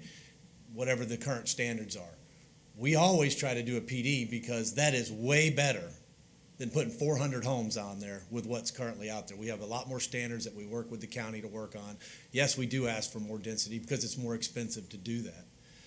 And I think that that's what you're going to have. I do personally want to apologize, to Mr. Dixon. Sorry for inconvenience there, and we probably should have made a better effort. And we will certainly do that. You have my assurances for that. And 2, the bubble plan, that is normal in just about every county in the state of Florida at this process, okay? I don't do that usually.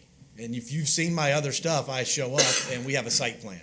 You know what that is. But very few developers spend the time, money, and effort to do that before they come to this type of a venue, because it costs a lot of money to go and fix and change once you've done all of that. And it takes a massive amount of layers to be able to get all that done with your geos and environmentals and so forth.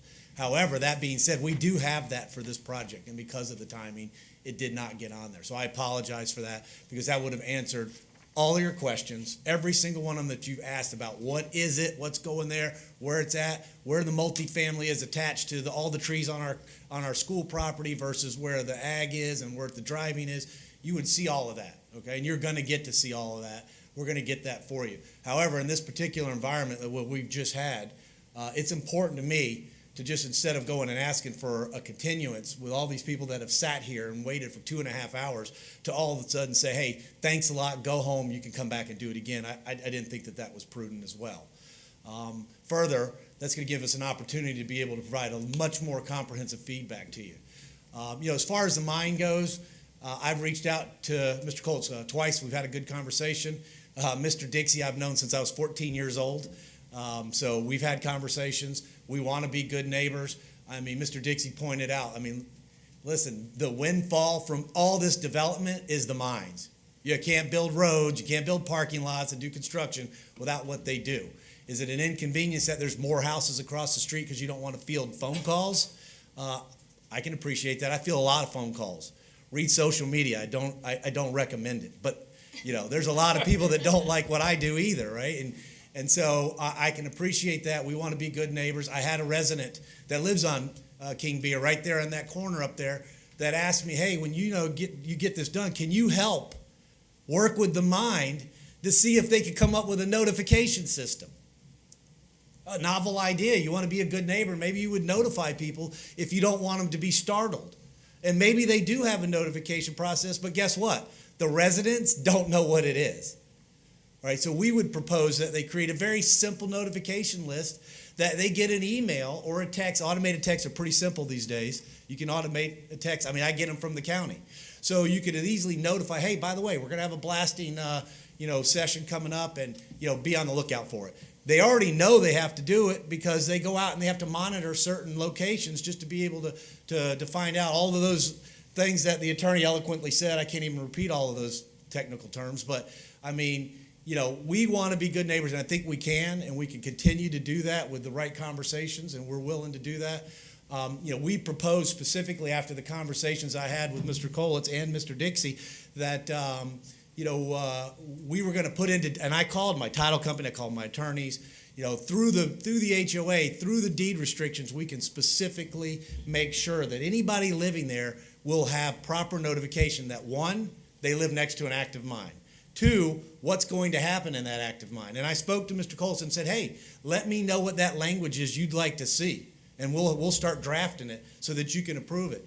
And we'll make sure that the homeowners get it through the deed restriction. And the comment I got was, well, I'm not worried about the person buying it now. What about the person that buys it from them? Well, it's in a deed restriction. If you've ever lived in an HOA or you're a realtor and you have to provide the deed restrictions before you can even sell the house. They need to know what it is. So everybody would have it. And within that deed restriction could even be the process of notification that the mine's going to let them know and how they sign up for that. So if anything, that's better off through the process that I'm recommending to bring forth through the PD versus slapping 400 houses out there, which we can do. Right? It's not going to be as efficient. It's not going to be as good. It won't have as much comments from you incorporated into the plan. I think you're going to see that what we bring for you is going to be good for the city of Citrus County, and I think you're going to appreciate that. You're going to appreciate working with us, and the neighbors as well. I take that feedback. The first thing we're going to do, the first thing I said when the young lady was emotional talking about her 10 acres was, go look at the drainage. Let's see what's going to be there. Can we put something else there? Let's make sure that they're not affected. This isn't going to be an Inverness 4 thing. We put our drainage in. We're doing our roads. They're going to have Miami curbs. And I only say that in jovial because I've sat through all of those. I've listened to all those poor people going through that. And I've even asked, is there something I can personally do to help that? And there really isn't. I mean, it's a problem. We don't want any of our projects to be a problem. So with that being said, I want to apologize for wasting your time. I apologize the same thing for everybody in attendance, but I mean, I thought it was important that they got up to speak. They're going to do it again, but I would very much like to ask if you would grant us a continuance so that we can bring everything that you want, bring it here. I felt that the last hour and a half, right, I don't want you to think I was wasting your time. I think when I come back, you're going to see that everything that you were asking and done, the communications will be done. The detail that you want to see will be done, and you'll find out that I didn't waste your time because the next time will be much smoother. Thank you, sir. Thank you. Well, with the applicant asking for a continuance at this time, I'll bring it back to the board with, unless you want me to bring the staff questions for rebuttal first. Staff doesn't get rebuttal. Yeah, okay, I didn't think so, but today's been a little different day. Thank you for thinking. I want to give you an opportunity. I appreciate it. So I'll bring the continuance part back to the board. I'd like to hear some comments on the continuance. I would like to see a continuance so that we could get to see everything they want to show us. And I would like to see a lot more concrete things that could be adhered to in the future. Mr. Chairman, I make a motion that we continue this discussion. Second. So we got a motion by Commissioner Stone to continuance. We have a second by Commissioner Bramlett. All in favor for continuance on this application, say aye. Aye. Any opposed? Continuance has been granted, 6-0. Thank you. All right, your next meeting on May 2nd, you've got two applications. One is an ordinance amendment with quite a few things in the land development code, so I'm definitely going to want your input on that one. Your May 16th meeting is canceled. That was Tuscany Ranch, and they have asked for a continuance on their end, so May 16th will be a day off. Warning, June is looking really bad. Both hearings are about 6 items, a lot of big development, so enjoy the day off because we're going to load you on June. Will those May be 16th? catered? I wish. I don't even have a budget for this. So I had to ask for money yesterday for postage, so May 16th. that's all I have, sir. All right, any other business that comes before the board? Adjourn.